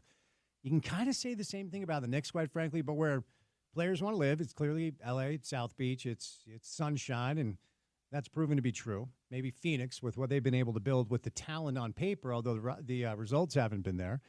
But Sam Presti in Oklahoma City have shown you that good ownership stays out of the way, hires good people, let them do their job. You can build up something I mean this with all due respect. You ever been to Oklahoma City? Shout out to our friends down there. It's not the spot, man. It's just like, I like Salt Lake. That's just me. It's home for me, whatever. But if you can build up something like this in Oklahoma City, and the whole like exception to every conversation we can have about any of this stuff is without Shea, Oklahoma City is in a different stratosphere. You have to have a guy like that. You just do. Look at the past champs. It's not a recent thing. It's Michael. It's Kobe. It's LeBron. Jason Tatum is a current version of kind of that guy, right? And if he's not, Jalen's right there. Like, you just have to have at least one of those guys if you want a chance. And that's why the Jazz are really not close, because they don't have one of those guys. It's Markkanen's just not, and he's really good, and I like him a lot. Oklahoma City at 1, and then it's San Antonio 2, and they already have a generational piece, so they're on their way. Brooklyn at 3, they're treading water. But then the Jazz are at 4, okay? So over the next 7 years, the Jazz have 13 incoming draft picks. 13 incoming draft picks. Justin Zanuck, Danny Ainge have done a really good job of making sure these books are clean, okay? So they're in a good place to capitalize on a team that wants to fire sale because they have a high payroll, but they're not getting results. And if you're an owner in pro basketball, hell is paying a roster a tremendous amount of equity and capital and not getting results, right? So Matt Ishbia, the new owner of the Phoenix Suns, is currently the king of this, where the Phoenix Suns have the highest payroll in pro basketball, $226 million. Phoenix is going to have to do something. I mean, they just are. $226 million, second apron, luxury tax on the table, and the Suns are 19-20. They're a game behind San Antonio for the play-in. Matt Ishbia is going to have to do something, okay? Minnesota has the second highest payroll in the NBA. Now, Minnesota's been better as of late, 21-18. I would imagine they're going to crawl up to the top 6 and avoid the play-in altogether, because I do like their personnel. But that's a lot of money to pay a team that's not getting results. And it's Boston, defending champs, Milwaukee, Giannis and Dame, New York, the Lakers, Miami, Denver, Philadelphia, Dallas. Philly's in a precocious spot. Embiid doesn't want to play. Paul George is kind of following his lead. Then you have Dallas at 10. A lot of people think they can win the West, potentially win the championship. They have the experience with long playoff runs, and they have one of the top 5 players in the league. Then it's Golden State, Steph Curry, and then it's the New Orleans Pelicans. They're right there. The Pelicans have a higher payroll than the Clippers, the Cavs, who are killing it, and we could keep going. Memphis Grizzlies. So if your ownership, and you're one of the owners, the New Orleans Pelicans, and you're David Griffin, you're just looking at this Zion thing, and you're just kind of like, okay, so what do we do here? Because there are a few things that are undeniable about the situation. Number one, he's awesome. He just is. Always has been. And when he burst onto the scene as kind of like the original YouTube social media phenom out of high school, most people are kind of like, okay, we know he can dunk. We know he's an incredible, insane athlete. I was always concerned about the health, because a dude that size shouldn't move like that. Like when you're, I don't know what he's listed at as far as his weight goes, probably 280, 290, and you can jump out of the gym, you're going to get hurt. It was just a matter of time. So then he lands at Duke, and you watch him, and you're like, wait a second, he is not just a highlight package. This kid can go. He has game for days. He is going to change an NBA organization. Lands in New Orleans. Obviously, the injury stuff starts right away, but when he is right, he is really good. And here's the thing that's been lost in the narrative this year. If I just asked you, 82 games in an NBA calendar season, how many games did Zion Williamson play last year? Without looking it up, your guess might be 40, right? With the way he's talked about, he played in 70 games last year. He averaged 23.6 boards, 5 assists. He's up to about 34% from three. That's not his thing. He's 57% from the floor, and he is a menace when he's healthy, okay? Yes, there are the injury concerns. Rookie year, 24 games. Sophomore year, 61. Year 3, 29. But year 4, 70 games. That's actually rarefied air in the NBA right now. So back to the whole conversation about what the Jazz could do to get involved here and why should they? Why should they, right, is ultimately the most important thing as to why they should get involved, in my opinion. Because we go back to Bobby Marks' trade asset ranking guide, where the Jazz are number 4, okay? With 13 incoming picks over the next 7 years. 6 of the picks belong to the Jazz. They have 2 picks from Minnesota. They have 2 picks from Cleveland. They have a top 5 protected from the Lakers in 27. They have a top 5 protected pick from Minnesota in 29. Then they have a couple of swaps, Minnesota or Cleveland in 2026, and then Cleveland in 2028. So if you really dig into the weeds here, the best chance for the Jazz, at least, and you can only analyze what's in front of you. I don't know what the future will hold. Will Donovan Mitchell decide that he doesn't want to live in Cleveland anymore, and this little portion of elite play from the Cavs is just a moment in time and not a reality? I don't know. They're 34-5. There's a chance that the pick the Jazz get from them this year is the last pick in the first round. I referenced Minnesota earlier, 21-18. Okay, so they're playing a little bit better. That won't be a lottery pick. Maybe it's 18, 19, 20. Okay, so as the draft capital starts spilling in from the Gobert and the Mitchell trades, the question has to be asked, and I'm sure it is in that front office, okay, what are these picks going to be? And what's a realistic expectation for us to find talent if these picks are forever in the middle or the late of the first, the late portion of the first round? Now, again, this could change at the drop of a hat. Minnesota, after the Cat trade, they made a big mistake by trading for Julius Randle. Maybe their best days are behind them, and they're on the way down. And so potentially maybe a couple of the picks that are on the way from the Timberwolves, maybe the unprotected pick in 2027 is up there at the top of the lottery odds. And all you can do is give yourself bites of the apple and then hope that Lady Luck finally shines on the Jazz in a way that it hasn't in 9 lottery tries. You have 3 unprotected picks from Cleveland this year, 27 and 29. And like I said, maybe 2029, the Cavs pick turns into something really exciting. But I don't think it won't this year. And all those guys are under contract in a couple of years. So I'd be stunned if anything came the Jazz way in 2027. The top 5 protected Lakers pick is interesting because in 27, I would imagine LeBron is finally done, but it's top 5 protected from Minnesota. And then those swaps we'll have to see. Only time will tell. It's a number of years away. This is a long way. I will land the plane, okay? The best chance the Jazz have to add talent, high-level talent via the draft process probably will be their own picks. And they have 6 of their own picks over the next 7 years. As a fan, are you ready to, 4, 5, 6 years from now, be in the same place that you're at now, waiting for the Jazz to add talent? So, to wrap it up, it's a long way of me landing the plane. If the Jazz, if their own pick ends up once again at like 6, 7, or 8 over the next 2 years, and they've gone through all this suffering, and they've gone through all of this losing, yet the calculated risk doesn't turn out the way it did for San Antonio with Victor Wembanyama, Danny and Justin are going to have to make a move to try to get the Jazz one of those dudes.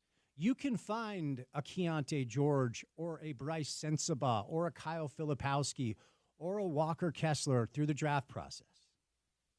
And we hope that Taylor comes back healthy and starts to fill the potential that I think he has. I'm not out on him at all.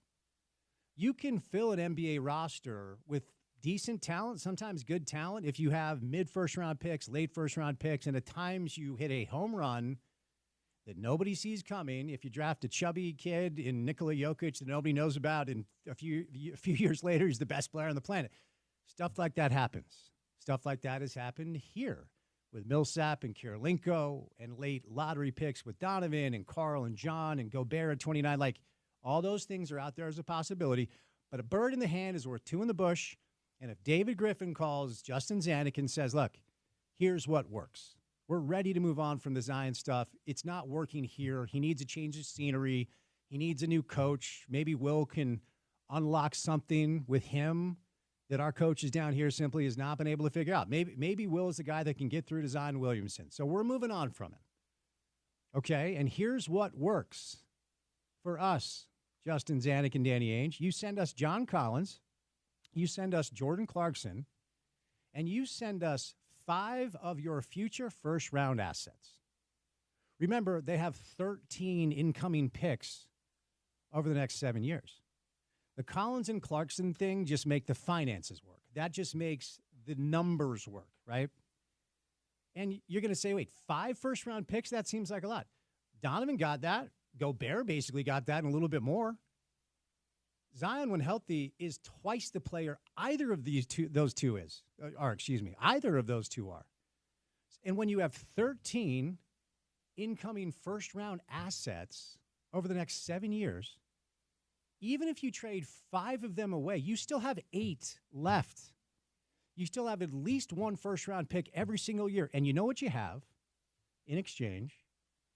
You have a 24-year-old player who, when right, is almost as good as anyone in pro basketball, and that's not being hyperbolic, and he is under contract for 4 years. You don't sacrifice the immediate plan of trying to get into a spot to draft a really, really good player this year, and you don't even necessarily have to a year from now. And you're betting on your head coach. And from what I've seen from Will Hardy, I think he's worth the bet. And you pull him aside and you say, look, we're going to bring in this kid. My guess is Will would be all for it. But nobody's been able to get through to him, okay? He doesn't seem to want to take care of himself. He gets hurt. Apparently, he's late all the time. And there are all these stories about him being a little bit distant with his teammates. Like, will you try to can you get through to him, okay? You're gonna bet on your head coach. And I think Will has shown us a lot of reasons as far as a guy who they should bet on. Look, bottom line is there's a 0.1% chance that any of this goes down. I'm just talking you through, like when we were talking with Bobby Marks, you got to flush out all of these potential rumors, flush out all of these ways to construct a roster to try to land on something.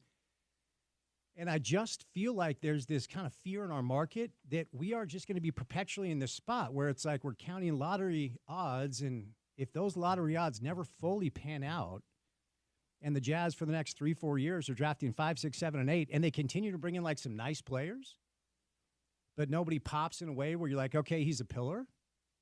What are we doing, right? We're spinning our wheels. Unfortunately, you got to be bold, and I'm not sure it's out there. Maybe it's a crazy idea, but I thought I'd throw it out there today. Maybe we'll get Zach's thoughts on this. We're going to do a little NBA Daily Assist with Zach Harper. Kurt Schmidt joins us as well. Make a little sense of this RSL roster breakdown. Time now for your chance to win $1,000 in cash. Text BREAD to 508-777-1000. Text BREAD to 508-777-1000 for a chance to win $1,000 in cash in this nationwide contest. Good luck from all of us at ESPN 700. Zach Harper's our guest. Coming up next on a Wednesday right here on ESPN 700.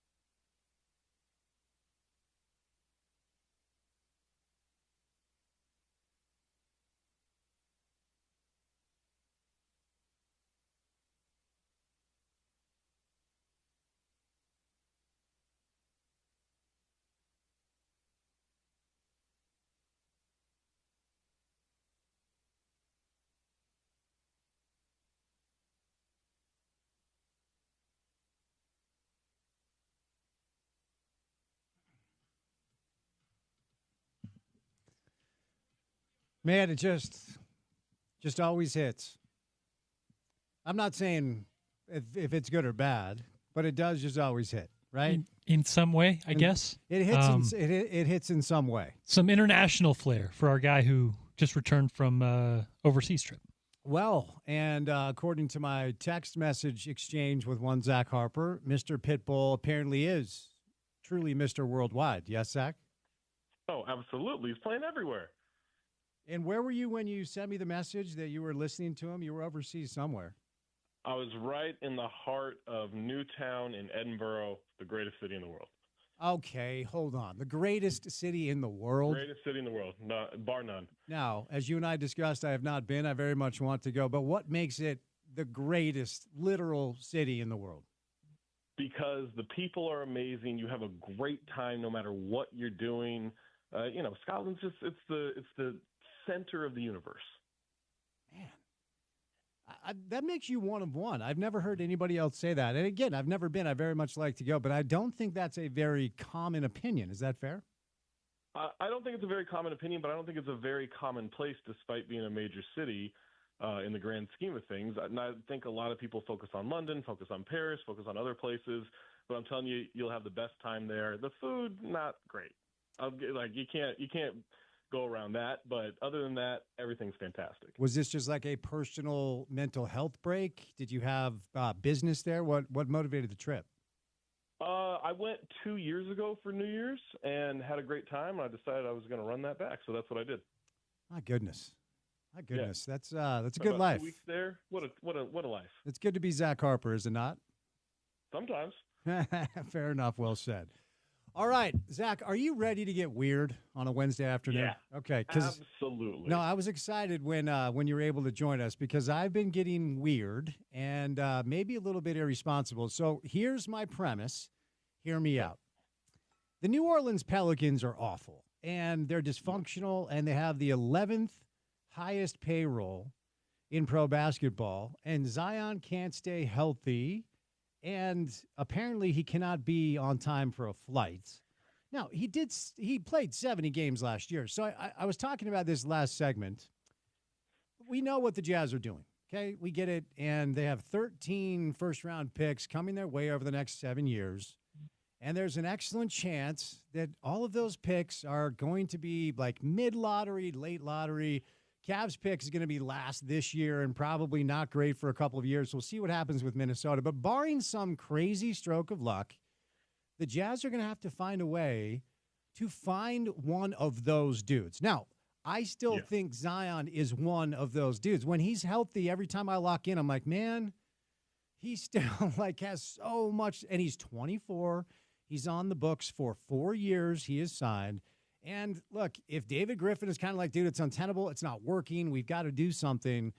The Jazz could make the numbers work with John Collins and Jordan Clarkson. Then they could send 5 of their 13 picks to New Orleans in exchange for Zion and really not change their approach this year if they don't want to, and maybe even next year. But you have him on the books for 4 years. He's 24, and he is one of those dudes when he's right. Now you're betting on your head coach, and you're bringing Will in, and you're saying you got to get through to this kid in a way that nobody's been able to so far. I know it's crazy. I know it's weird. I know it's probably not going to happen, but just give me your thoughts. I mean, I think it's worth the gamble, right? You go into it knowing, hey, this might blow up in our face. And as long as it doesn't affect the draft position for this year, which I don't think it would, and as long as it doesn't affect too much of what they can do next year, because next year's a good draft as well, which, if this draft pick works out in 2025, and then let's say Zion works out as well, then if you blow the 2026 chance of winning the lottery or being high up there, it's not the most disastrous thing in the world because you've got 2 of those guys. I think it's worth it. Like you can't, you can sell it, I think, to a fan base pretty well. And so I don't think there's much of a PR thing. Even if it doesn't hit, you say, hey, we're taking swings here, and we acquired these picks so that we can take swings if we want to. But you do have to go in thinking this guy just may never be fully available or consistently available. But you're right. Like when he is, it's not just that he's good. He's a historic scorer. We've seen that. Like he is historically great and efficient at scoring the basketball. You hope that you get what he did in the second half of last season, because if that's who he is when he's healthy, that's a top 10 player in the league easily. So, I mean, the natural follow-up is you're David Griffin, you're the New Orleans Pelicans, and I've talked to McMahon about this. We had Bobby Marks on earlier. It has to be getting close to where we need to talk about this situation. I don't know what that means because, again, a player like that is generational, and he's really hard to find. And if you trade him and he figures it out, that sucks, and I get it. But if you're the Pelicans, how close are you to going, all right, got to figure something out? I think David Griffin has done a fantastic job in terms of, like, he made moves that make sense. He made moves that you would do in a vacuum, right? He made moves that we all thought even going into this year, hey, this team's really good. And they were really good last season.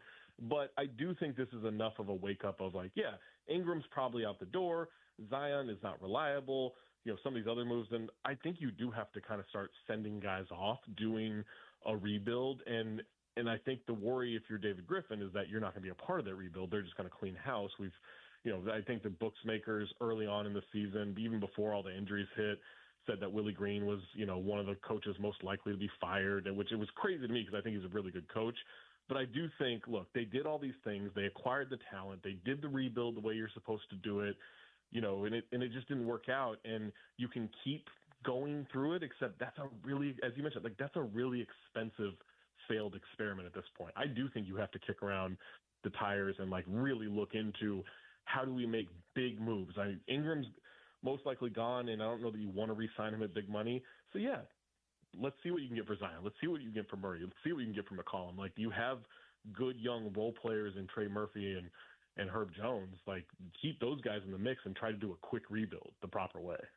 Yeah, Zion played more games last year than Drew Holiday. And maybe it was only a moment in time, but like last year was an example of what he looks like when he's on the court for a long time. And look, we won't spend a ton of time on this because, like I said earlier, it's pie in the sky. It's probably never going to happen. But if you don't seize on the opportunity, should one strike, and simply rely on lottery luck, I feel like you might as well drive up to Idaho and play Powerball. Like, if you have an opportunity, like a bird in the hand is worth two in the bush. Like, if something like this comes the Jazz way, even if it's a tough ask based off of our recent history of players simply deciding that they don't want to live here, don't you just have to give it a try? I mean, otherwise, what are we doing? Like, we're spinning our wheels. Right, exactly, and I'm with you. I think like that's the reason you acquire all those picks is not to use them all for draft picks, right? Like, the Thunder haven't acquired all these picks because they're going to draft 24 first-round guys in 8 years or whatever that number is. It's because you can then use it to take those swings, to have those opportunities to capitalize on when a star isn't happy or isn't performing, or there just needs to be a big sweeping change somewhere. And that's what the Jazz have put themselves in position to do. Now, they may not want to do that with Zion. I understand that because of the health risk and everything, but you do eventually have to take a swing. That's the one criticism I would say of Danny Ainge in the past when he was in Boston. There were so many times that you heard all these rumors, and granted, they're rumors, but you heard all this talk leading up to a trade deadline, and then you could almost pencil in the day after the trade deadline every single year, Danny Ainge was going to talk about the deal he almost made. And Boston media ate it up and everything, and it's fine. It's good fodder. It's good content. But there is a certain point where you can't just keep holding on to all these assets. You've got to make real moves with them at some point. So ultimately, with the trade deadline creeping up, you look at the teams that have ridiculous payrolls juxtaposed to average or less than results. In the Phoenix Suns, their payroll is $226 million. I mean, Matt Ishbia, I love it when some of these like tech bros or real estate bros are like, I was uber successful doing this, so I'm just going to go apply the processes to, this thing and owning an NBA team, and they think they're the smartest guys in the room. And I just kind of always cheer against them, but I'll leave that there. Phoenix has won 19 games. They're 19-20, and they're not built for a healthy 4-round playoff run. I don't give a rip how many games they run off between here and the spring. No parts of me believe that they can simply stay healthy to win 4 rounds. Okay. I don't give a rip about the talent or what have you, but with that payroll that goes up to $224 next year, we're talking second apron. We're talking luxury tax implications. They got to do something, but I'm not sure what it is. Zach, what do you think? Yeah, I mean, they can't do anything in terms of a big change unless Bradley Beal says, yeah, trade me, right? Like, he and LeBron are the only ones with no trade clause in the NBA. And it's funny, like, there's been these talks of, oh, they're going after Jimmy Butler and everything. And, maybe they can make that work. And yeah, in theory you could, except it's not up to them. It's literally up to Bradley Beal. And outside of that, they're not trading KD. They're not trading Book. I don't know if you could get anything for Nurkic or Grayson Allen at this point, but they don't have anything else. I think they made a good deal earlier today. They traded Josh Okogie and some second-round picks for Nick Richards from Charlotte, who's a nice backup big man. But that's about the level of move that you can make to change that roster, unless Bradley Beal says, yeah, I'll go play wherever you're going to trade me. And so, like, they're just stuck. Like, I believed in it, through most of last season and going into the playoffs, and then seeing the way, and granted, like that Timberwolves team went on a really good run, but they dominated the Timberwolves in the regular season. And from a matchup standpoint, they should have really handled Minnesota with smart basketball in that series. And they got smoked. Like, they got smoked by the Wolves. It wasn't just that they got swept, they got embarrassed in that sweep. And so since then, I've been like, okay, yeah, I can't believe in this team. Like, I love KD, I love Book, I like watching them play, and I believe most of last season. I don't know what they could do right now outside of maybe a Jimmy Butler for Bradley Beal trade if he allows it, to make me even consider that they could win 2 games in a playoff series. Moving over to Butler, I mean, the more and more you kind of learn about the entire landscape, the more and more that you understand if Miami is like, dude, we're not doing anything. It doesn't make sense for us. Like, sorry that you're angry again and you're awesome and we see what you do when you're right and actually care about playing hard, but like, we don't really need to do anything. And honestly, it might benefit them if they don't, but he does seem to be the one name that's out there that does change things if he lands in the right spot. So how do you think it plays out, and what's your favorite potential outcome here with Jimmy Butler? I mean, I really liked the idea of him in Memphis. I thought that was a cool rumor. Believe the reports and kind of the whispers around. Like, he's told them, no, I don't don't trade for me. I'm not going to stay there. And so that kind of bums me out. I like the idea of him on Golden State, but it sounds like, we did a bunch of reporting at The Athletic. Like, they're not really interested, or at least they weren't a couple weeks ago. We'll see if that changes with how bad they've been recently and wanting to make a change. And I think they're the type of team that should be going all out to try to put whatever you can around Steph and not fake this 2 timelines, or we got to worry about our future crap. And outside of that, like, it just doesn't, nothing really makes sense. Houston doesn't seem all that interested. He would be interesting there. I think this is going to get more into, you can always get surprised by this stuff. A team could step up and he and his agent, Bernie Lee, could figure something out, in the next couple of weeks. But I think we're headed more likely towards a battle of, designations for suspension and battles between the team and the league and the players union than we are for hot trade rumors involving Jimmy Butler. I think it's going to get really weird and really ugly. Yeah, I don't think you're wrong there.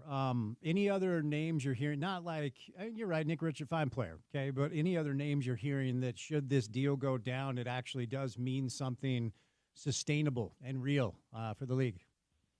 I mean, that's the thing is, I don't know that Brandon Ingram has a lot of trade value at this point. He was a name that's been thrown around, quite a bit over the last year or so. I think, if Jimmy Butler doesn't get moved, the biggest name we might see get moved before the deadline is like Cam Johnson, who's a really nice player, right? A good forward, can shoot, can defend. Like, he's nice. Like, whether he goes to, if OKC goes after him or Indiana goes after him or somebody else, like that's a significant upgrade at that position. But I don't know that we're seeing like real movers and shakers like a Butler or even an Ingram to a certain extent getting moved outside of, a kind of a miracle at this point. And I think a lot of that's just tied to, teams are still trying to figure out how to operate in this new era of the collective bargaining agreement. All right, since we last spoke, and I'm sure you watched the game if you were overseas or what have you, but there was that big OKC Cavs game, and we're going to see a rematch with them tomorrow, which will be a lot of fun this time in OKC. And, I couldn't help but, watch that game and consider watching Donovan Mitchell as a second-year player here. You remember, you were around here quite a bit. Donovan's second year, that team popped. Like Gobert became something nobody knew that he was going to be. Ingles turned into a great player, even though he looked like he lives in his car. They get, Ricky Rubio that year played really, really well. Keep going down the list. And Donovan was their primary scorer. He was the lead scoring option for a team that went to the playoffs, beat OKC with Paul George, with Melo, and with Russell Westbrook. And at the time, covering the series, I said oftentimes, like, this is such good news that Donovan's getting this experience as a second-year player because it's so early in his career. Because you know what this is going to do? It's going to pay off year 5, 6, or 7, and it is. It's just paying off in Cleveland. And I made it a point to watch every part of his game, and he didn't shoot it well, but he did everything else really well, including playing good team defense, moving the basketball. They figured out his minutes. His usage is down, but his numbers are fine, and they're really good. What are you ready to say about the Cavs and Donovan Mitchell as of today? I mean, I think it's hard to, I do. There's still part of me that's always like, I got to see in the postseason, but they've been at such a dominant level through the first half of the season, and it's not just like, shots are going in. It's the way they create everything, right? Like Kenny Atkinson's wrinkles to this offense and the times of the cuts and the way players are cutting, the way they move the ball.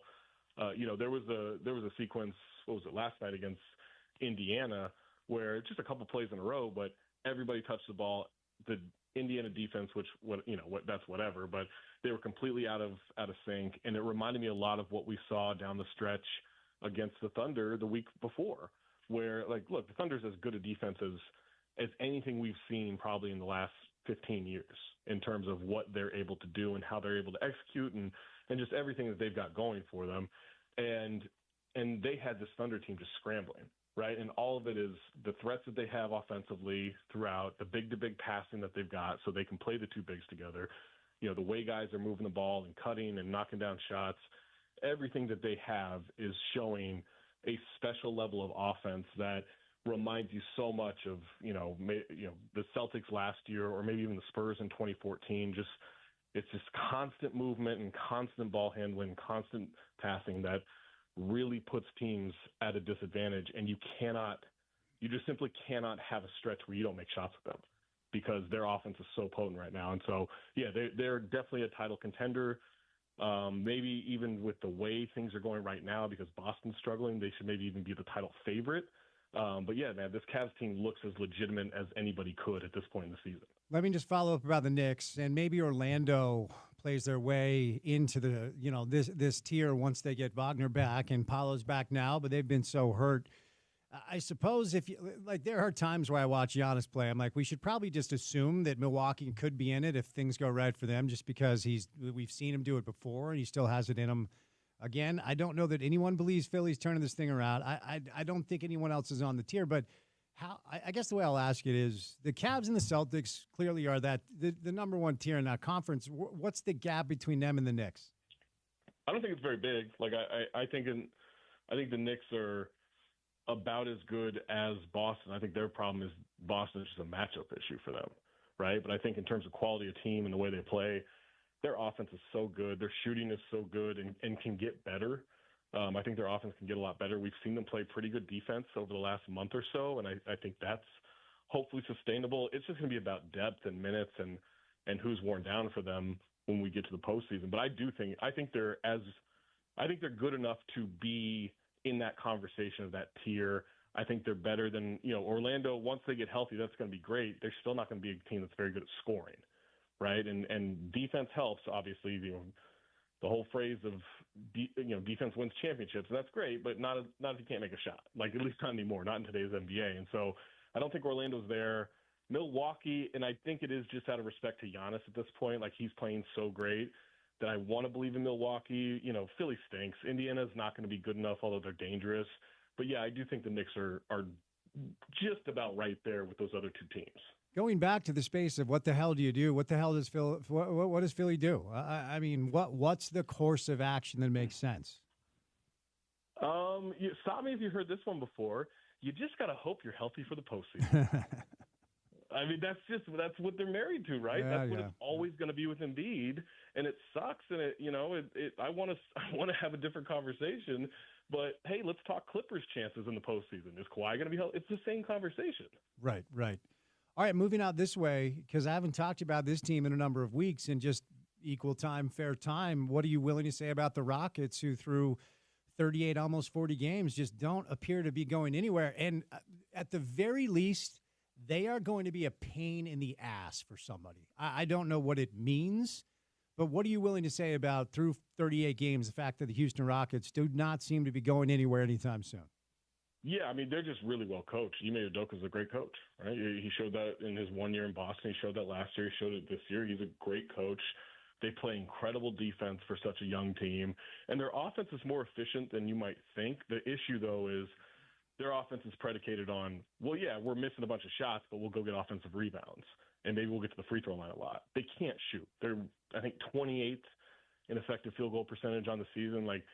But they're the 11th most efficient offense. If you can rebound solidly against them, it cuts down everything. So I think they'll be one of those teams nobody wants to play in the first round. Maybe they even win a first-round series. I don't think they can make a deep playoff run. But let's say that they're the 2 seed. They either lose in a tight first-round series or they make it to the second round and get blown out. What a massive step forward from what they looked like 2 years ago.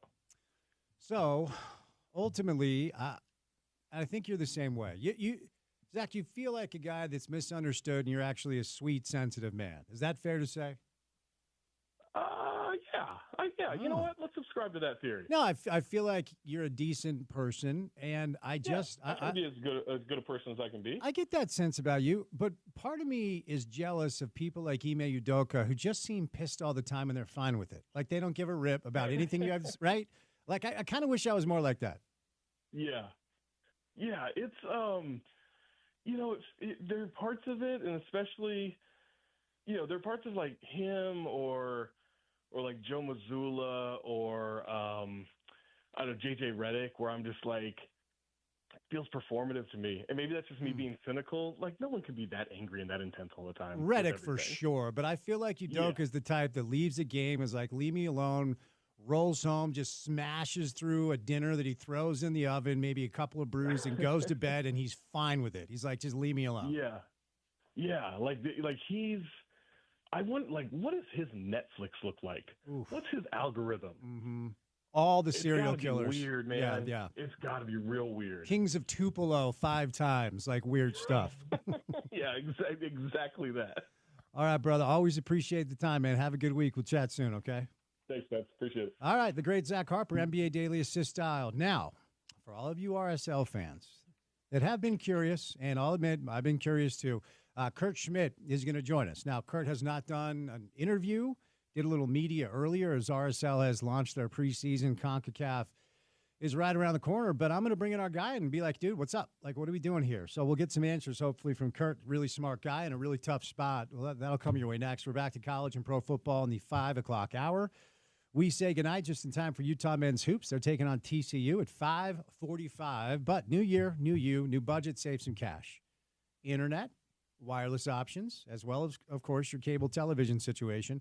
Call Ryan from the Dish Pros. Save a grip of money. That's the bottom line. 801-424-DISH. What's going on, Ryan? Yes, call us today and save money. And, guys, we're lucky we got this extension because this Netflix offer is killing it. I think a lot of people that listen and hear me talk about this, you get Netflix free for the next 2 years. This is the ad-free version. This is a massive, massive offer. It's worth more than $370. Plus, you get the new customer discounts, and the price is guaranteed to change. Okay, stop putting up with your cable. Stop putting up with your TV provider, your YouTube that just massively increased your bill, and they're going to do it again. Call us up, get the better offer, get the free Netflix. We'll get you installed as early as next day. Throw in dinner at JCW's, and yes, you'll get the very best price when you call us. That's something we guarantee. And guys, if there's other offers we can hook you up with, we're always going to look. We're going to look and see every single thing that you can qualify, and this includes. Dish is actually throwing an additional 50 channels right now on these packages.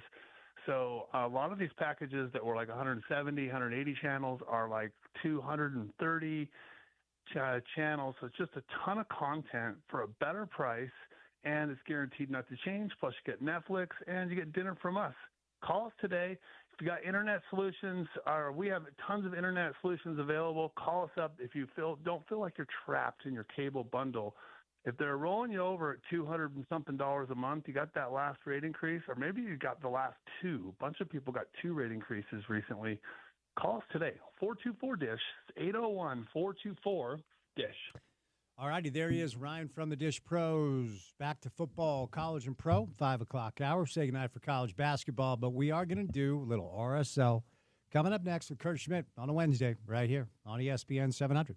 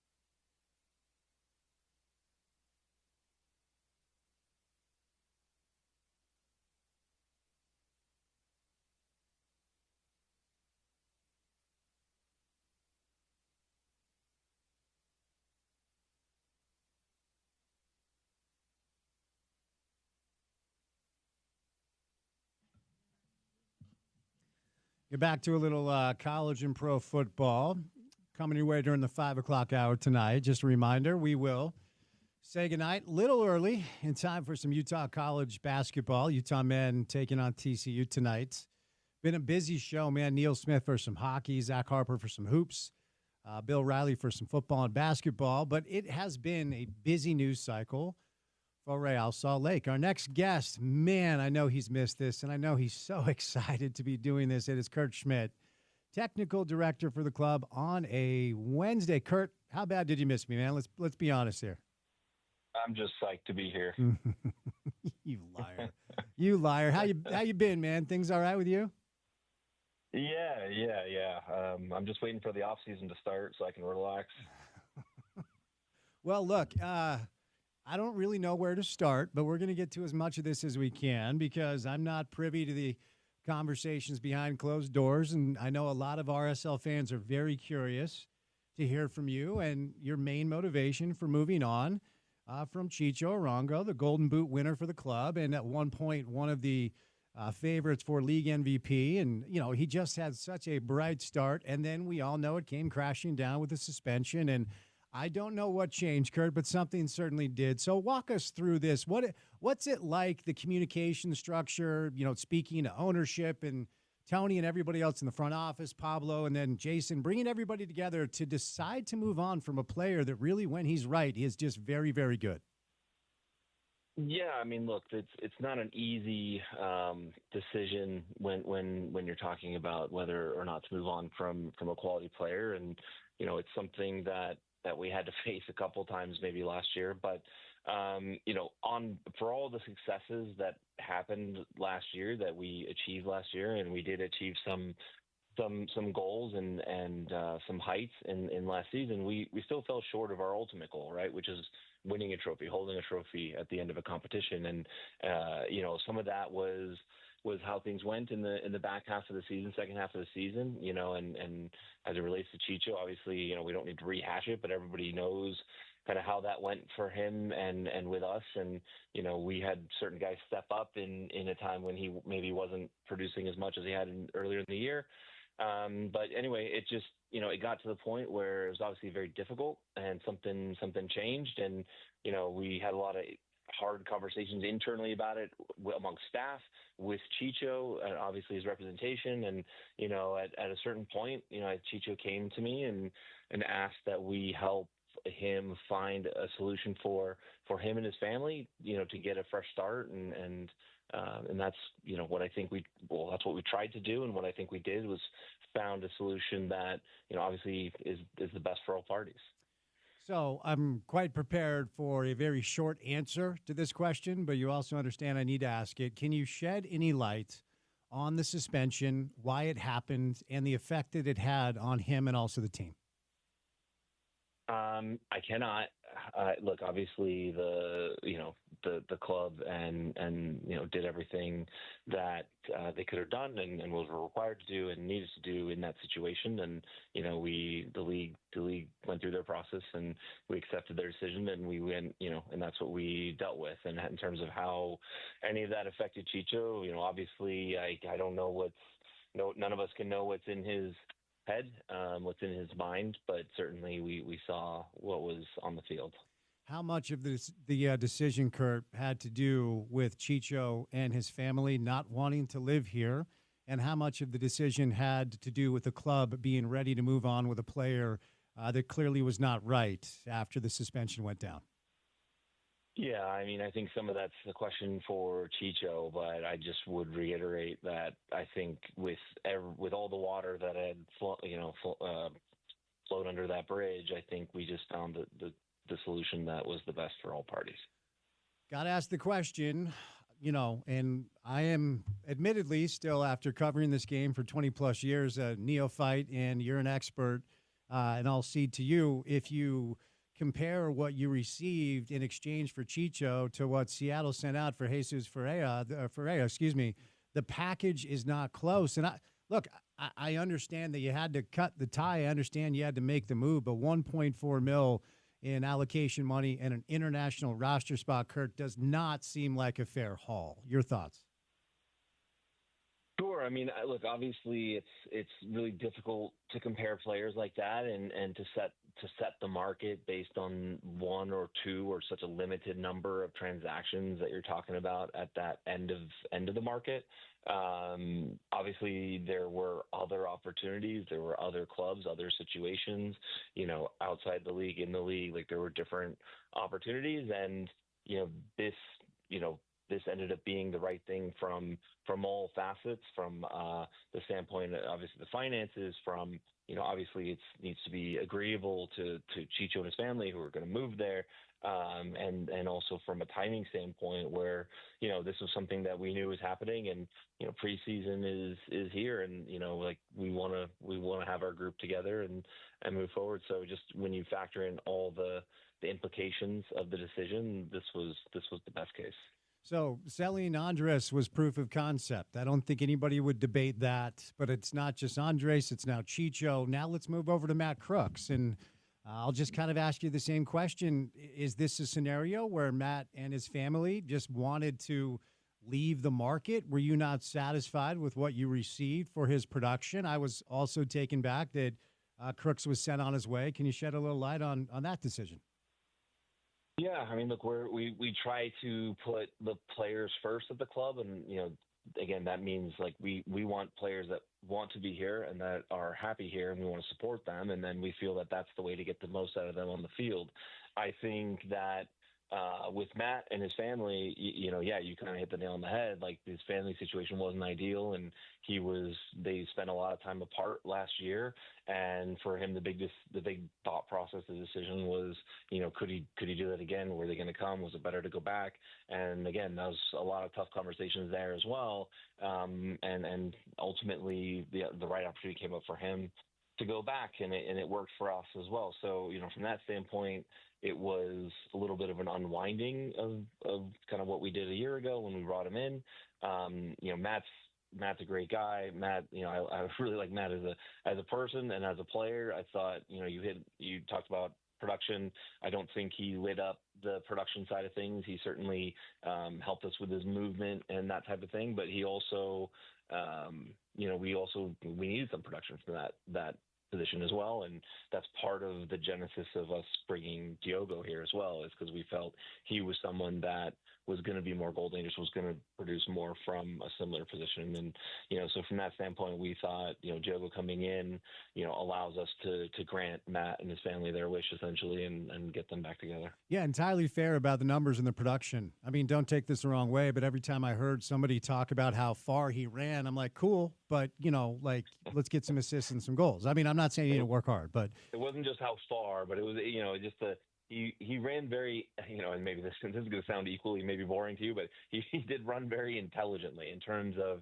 the timing and direction of his runs, the pace, and how it created space for guys like Andres and Chicho and Luna at times, and how he filled. He's a very intelligent player. How he filled the gaps that others left in order to continue and maintain our structure in certain times when others were a little more fluid and kind of doing whatever they wanted. He was a little bit of a glue guy that kind of made sure that our game model was still being implemented and that the team still had the right structure. No, I totally get it. You're not wrong, but run intelligently and get your head on the ball. Let's get a couple of intelligent goals and assists is all I'm saying. But you're not wrong, Kurt. You're not wrong. Fair point. Yeah, That's but point. Yeah, and you and I talked about what I perceived to be a very professional approach to the season from Anderson Julio last year, who I just thought was called upon oftentimes to step in tough scenarios, and I thought he did a good job. Now, this wasn't a, hey, you're going to move on without getting some things in return, but same question, take us through the mindset of moving on from Anderson Julio. Yeah, Ando's a great guy, worked hard. He learned a lot and developed, even though he didn't come here as a 20-year-old, he came here a few years after that, but he developed a lot in his time at RSL, had a great year last year, and when you've got a player around that age as they're heading towards their 30s and they're having a career year, you have to think about, can you make a move here at or near the kind of top of his market, top of his value, and if we get enough in exchange, is it worth it? And so we thought that's kind of the situation, and we were able to get obviously some money, which is important, but also a piece that solves a bit of depth and competition for us on the back line, and Sam Junkwa, who can push guys in two different spots and give us solid depth in two positions along the back line. So it was kind of a win-win all around. I apologize for another uncomfortable question, Kurt, but I'm going to throw it at you anyway. I mean, look, the numbers are the numbers, and you set a club record for points. You set a club record for goals scored. As you reference, the ending unceremonious. You qualify for the postseason, ousted in the first round. You want trophies. I want you guys to get trophies. I get it. But with all of the moves that have been made, juxtaposed to what was a historic season with the data, what does that say about the group? What does that say to the locker room? What does that say about the connectivity or lack thereof of the group? I think it would send the message of trust to the players that we have kept and are going to rely upon. Honestly, we brought in, we talked a lot about this last summer. We brought in a lot of guys last summer and made the cap stuff all work together so we could add them then. But we knew that part of bringing a lot of those guys in was almost preemptively replacing some guys that we might have to move on from in the winter. So, that some of that work was done 6 months ago. But again, when you talk about guys like Dominic, Marshuk, Diogo, obviously Luna, guys in the middle of midfield, Nojeda, Emeka, Pablo Ruiz coming back from injury as well, those types of things, like those, Nelson Palacio, like those, we're putting our trust in those guys. And I think they should feel that, and that should fill them with confidence and give them the ability to play without fear. Yeah, well said. And I do want to get into the space of the players that you're bringing in. And look, I don't know if you can comment on some of this stuff. I just have some of the reports that are out there, and I'm certainly not an expert with Brazilian goalkeepers. Rafael Cabral, I'm 34 years old, know nothing about him. But according to reports, you guys have signed this Brazilian keeper. Kurt, can you shed some light on this transaction? I can't deal in reports. It's not official yet. Okay.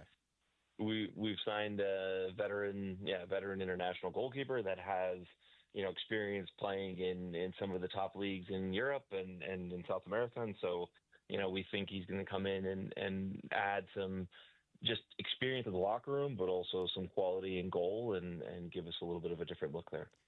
Can you discuss sending Gavin Beavers on loan to a Danish club? Are you able to discuss that? Look, Gav's on his way out. It's not a loan, but that's not official yet either. But gotcha. we're certainly working on that. But Gav's a really good young keeper, and played a lot of minutes for us last year. And when we talk about where, obviously where he's going is kind of within a little bit of our family or cousins or whatever you want to call it.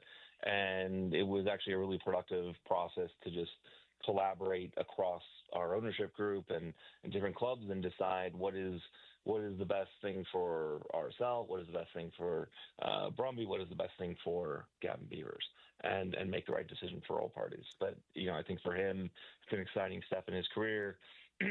For us, obviously, it makes my job harder when we lose players that homegrown players or players on the supplemental roster who actually can contribute.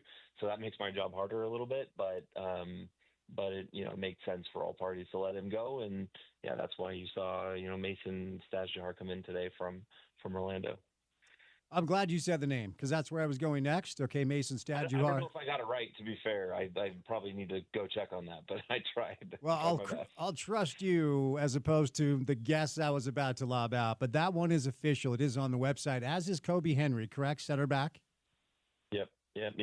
Yeah, look, Mason is someone, again, I think the other thing we didn't really touch on is Zach Zach's looking like he's going to miss some significant time early in the season. So obviously we've brought in an experienced guy to be the guy. And then, Mason comes in as someone with MLS starting experience that we think will add competition and good depth as in the goalkeeper group. And then, we've revamped it otherwise completely with the college kids coming in as well. All right, Kurt, there's a report, and I know you can't discuss reports, but this is the deal. I got to ask you. You can tell me to kick rocks, and he's an Australian forward. Here we go. Okay, it's a new year. My goal is to just say yes and try things. Ariath Peel. I don't know. No idea, but it's out there that you're bringing in an Australian forward. What, is it close? I feel like that was close. Okay. Yeah. I would, if I had to guess his name, I would say maybe Arias Piol. Okay. Maybe like that. All right. Yeah, I mean, look, obviously we brought in Lachlan Brook last year. Australia is a market that we're looking at more and more. We like to bring in talented young players, so a signing like that, would make a lot of sense. Oh, wow. Well, that's as close as we're going to get to a Kurt admission. Okay, where are the goals coming from? We've already talked. And by the way, as you referenced, you brought in a lot of players during the summer window that I think people are excited about once we see them with a full training camp under Pablo. I think everybody loves the Markzu kid. I mean, you got a lot of bright options, and lest we forget, maybe your most skilled player, Diego Luna, is still on the roster. So all is not lost, but you lost a lot of goals. Where are those goals coming from, Kurt? I mean, I think you started it already. Look, I think we came in, if you go back in time a year ago and going into 2024 season, it seems like a no-brainer now, but us relying on Luna and Andres to come in and give us quality minutes and high-level production, like that wasn't a no-brainer move at that time either. And, we thought we had two talented young players that were going to take a step up, and they did, and credit to them. And so I think we're looking at something similar this year where, I think, again, Luna's still a young player that is, I think can take even another step in his development and grow in his production.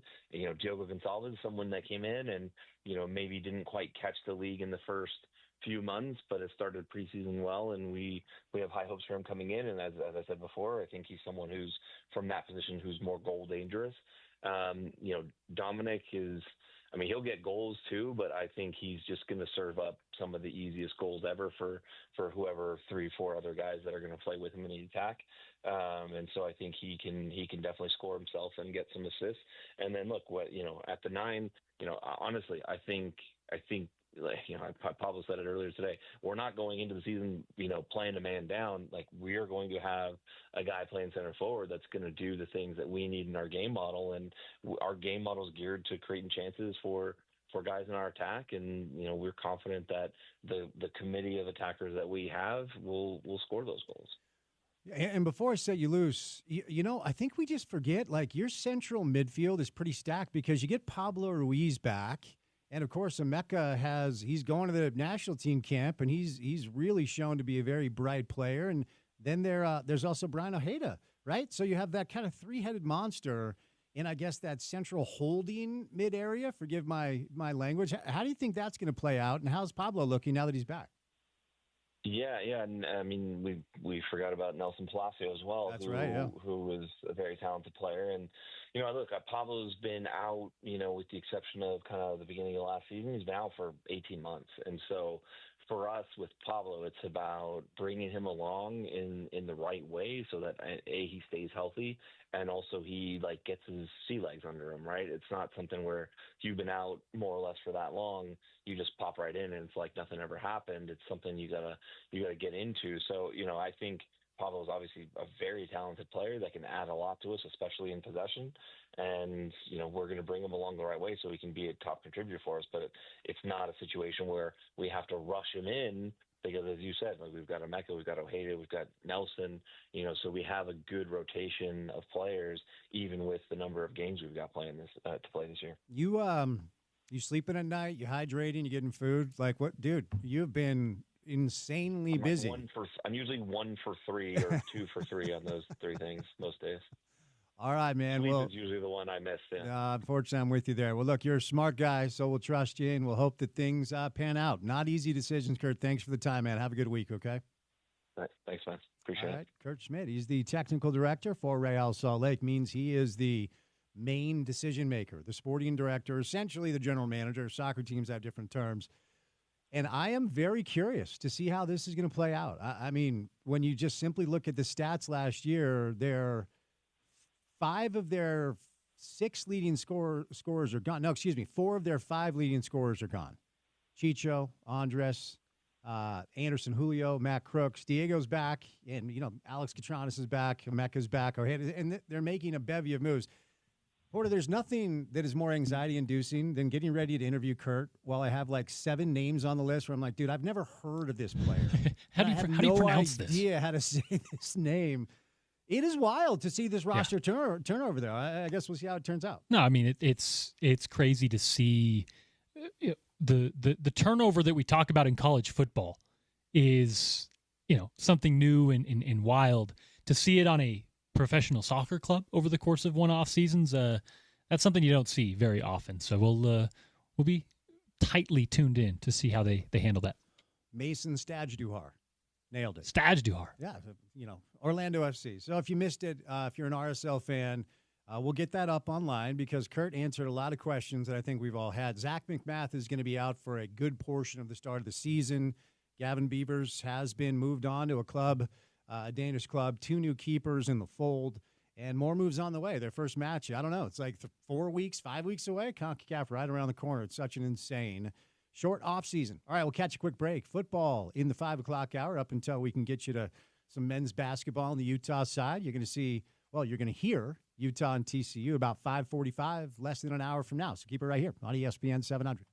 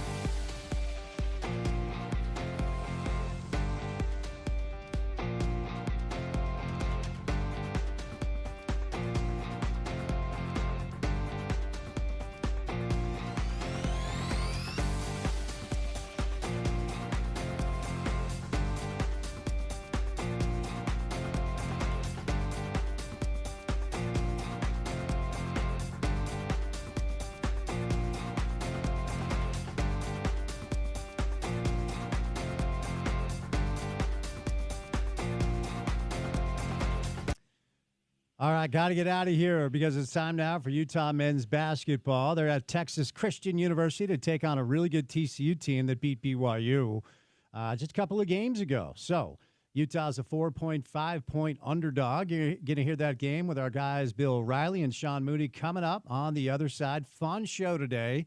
Packed show today. A lot going on halfway through that work weekend. One day closer to the weekend. So, Porter, we got to go for Utah men's hoops. What comes our way on a Thursday show? On a Thursday edition of The Drive, Spence, Utah offensive coordinator Jason Beck stops by the program. What? Chris Calmarani, an hour with CK. That's a big get. And then a big hour. That means Craig Bowler, Jack Gordon, Monson will be with us on a Thursday afternoon. So, yeah, it'll be a football-heavy show, but we'll mix some other stuff in there, too. That'll be a fun show, so join us for that. With that, we'll say goodnight for a Wednesday. Special thank you today to Neil Smith, as well as Bill Riley, Zach Harper, and Kurt Schmidt.